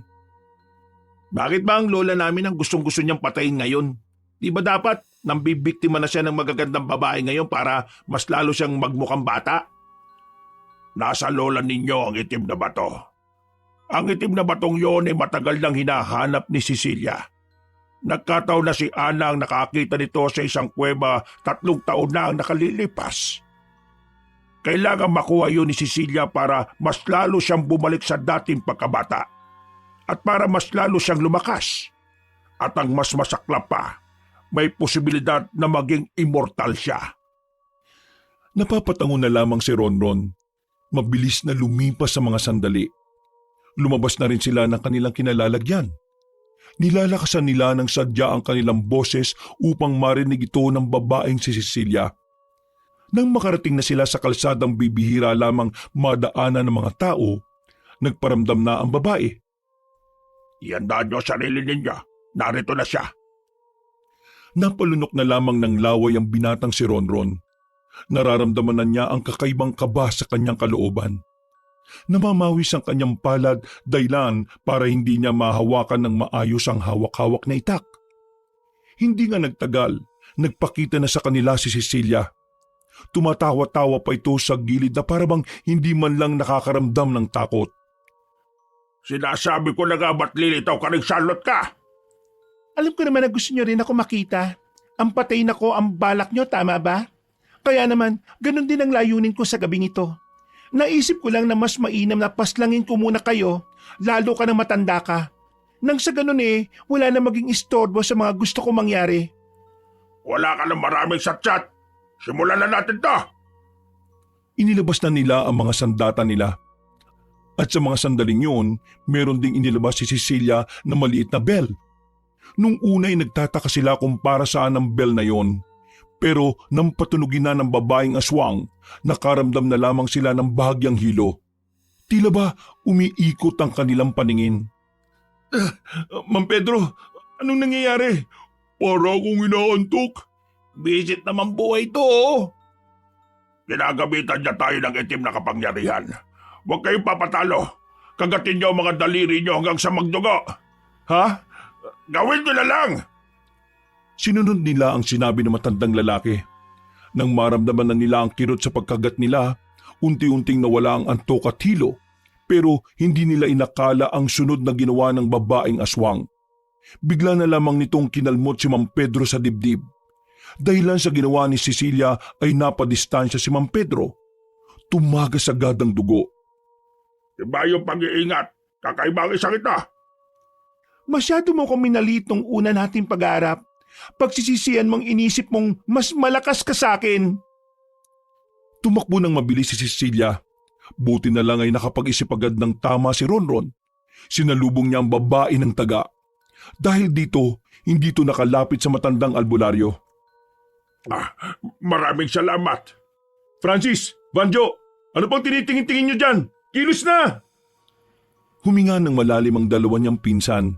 Ilang sandali lang, sabay na lumusob ang tatlong binata. Sunod-sunod nilang pinagtatataga ang babae, pero nilalaro-laro lang ni Cecilia ang bawat pag-atake nila. Hanggang sa... Banjo! Tinamaan ni Cecilia si Banjo sa tagiliran.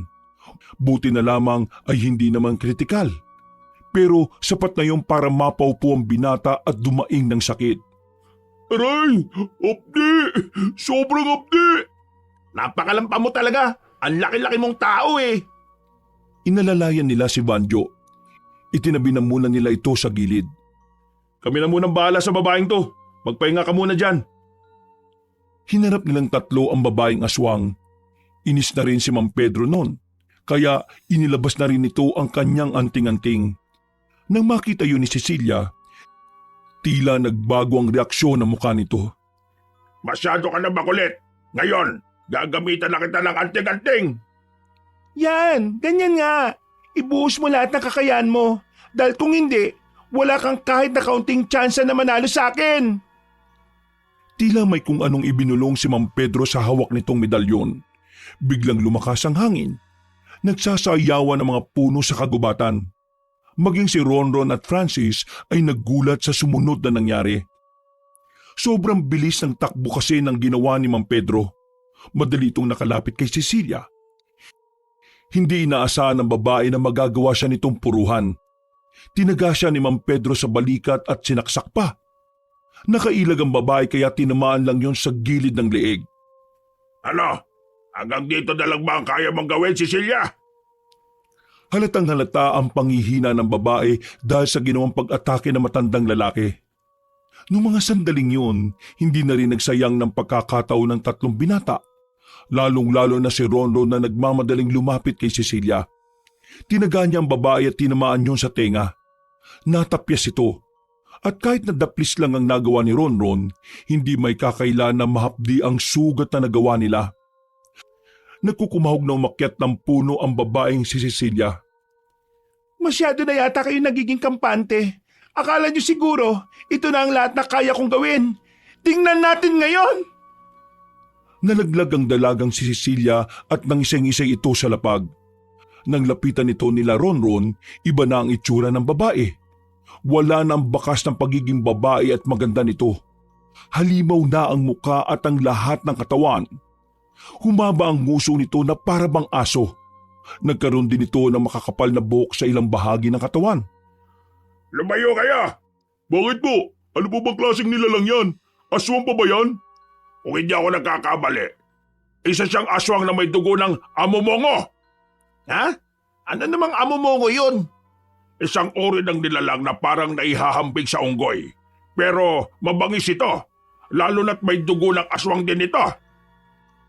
Habang nag-uusap sila, natapos na rin ang dalagang halimaw sa kakangisay nito. Nagpatunog pa ito ng mga buto. Nung mga sandaling yon, kakaibang kilabot ang nararamdaman nila. Na kahit si Mang Pedro na may dalang anting-anting, nababahala rin sa kayang gawin ng kanilang kalaban. Hindi na nagsasalita si Cecilia. Wala silang ideya kung si Cecilia pa rin ba ang kaharap nila. O baka hindi na rin sila nito nakikilala. Pero kahit na ganun, wala silang balak na atrasan ito. Umangil ng malakas si Cecilia. Gumapang ito ng mabilis. Sinubukan nilang labanan ng aswang na si Cecilia pero iba ang nangyari. Naramdaman na lamang ni Ronron ang pagtilapon niya. Kasabay niya ang dalawang pinsan na si Juanjo at Francis. Pagbagsak nila sa lapag, may umagos na dugo mula sa balikat niya. Juanjo! Francis! Nakita niyang nakadapa na rin ang dalawa. Sugatan na rin at dumadaing na rin. Pero pinilit pa rin nilang makabangon. Nang madako ang tingin nila kay Mang Pedro, nakita nilang nahihirapan din yon na labanan ng aswang. Bakas na bakas ang layo ng pagitan ng lakas ng dalawa. Mang Pedro! Nakagat ng aswang si Mang Pedro sa kamay. Pero buti na lang ay hindi naman yon sobrang lalim. Ang kaso nga lang, bagyang bumagal ang kilos ng matandang lalaki. Kaya kahit na hindi pa nakaka-recover ang magpipinsan, tumakbo sila para lapitan si Mang Pedro. Walang iyang isang ito. Pati ang anting-anting ko, natatakot sa kanya. Kakayanin pa ba natin siya? Tingin ko, kailangan na muna nating umatras. Hindi, kung atras tayo, mamamatay din tayo dahil aabulin niya tayo. Tama si Manjo. Kaya ang tanging magagawa natin ngayon, mag-focus ng matindi at mas tatagan natin. Wala na itong atrasan. Muli silang pumormang apat. Umatake na naman ang halimaw na si Cecilia. Hindi ito makalapit kina Ronron dahil sa paulit-ulit na pagwasiwas nila ng kanilang sandata. Pansamantalang hindi sila nagawang sakta ng aswang na yon. Pero makalipas lang ang ilang minuto, nakaisip ng paraan ng aswang. Kumuha ito ng makapal na sanga ng puno at saka binato sa kanila. Muntika na silang tamaan. Buti na lamang ay nagkahiwa-hiwalay sila. Pero paraan lamang yon ng aswang para makagawa ito ng espasyo. Inatake nito ang matandang si Mang Pedro. Tumilapon din ang albularyo at sugatan na rin ang katawan nito. Pero patuloy pa rin itong bumabangon. Si Mang Pedro lang ang priority niyang patayin. Anong gagawin natin? Sasamantalayin natin ang pagkakataon na hindi niya tayo masyadong intindihin. Ihandaan niyo mga sarili ninyo. Kukuha lang tayo ng tamang tiyempo. Gagamitin na natin tong dala nating palaso. Gumilid ang magpipinsan. Hinayaan lamang nilang maglaban si Mang Pedro at Cecilia. Inasinta nila ng maigi ang halimaw. Mga ilang sandali lamang, binitiwan na rin nila ang palaso. Pinukul nila yon patungo sa aswang. At lahat ng kanilang palaso tumama doon. Isa sa dibdib, isa sa balakang at isa naman sa ulo. Buong akala na magpipinsan ay matatapos na doon ang kanilang laban. Pero dahil sa kanilang ginawa ay lalo lang naggalit ang aswang na si Cecilia. Nilusob silang tatlo pero hinarang ito ni Mang Pedro. Si Mang Pedro ang napagbuntunan nito. Kinalmot-kalmot nito ang matanda. Agad namang rumispondi sila Ronron at dahil dito sila naman ang nagalusan.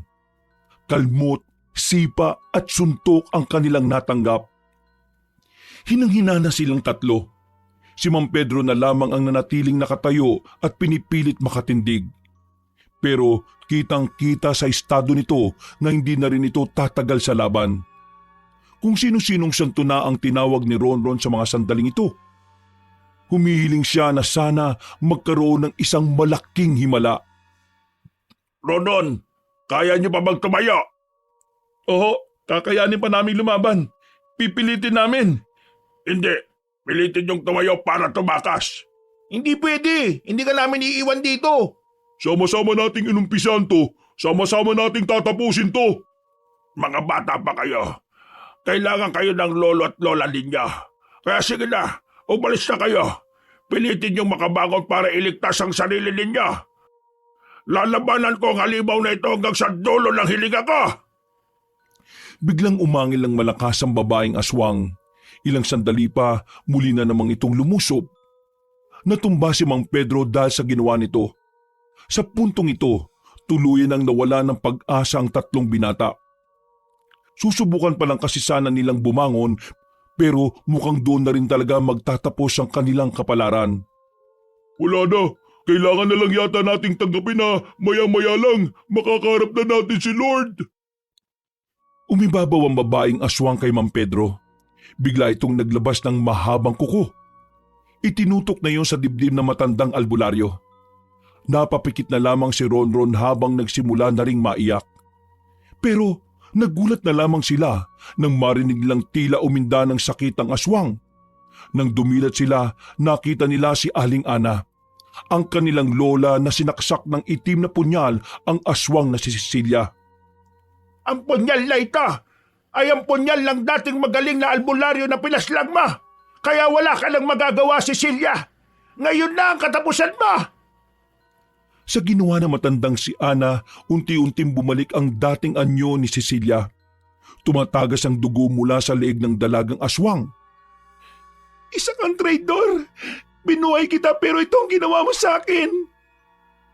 Hindi ko utang na loob ang buhay ko sa iyo. Dahil ang gusto mo lang naman ay gamitin kami sa kasamaan.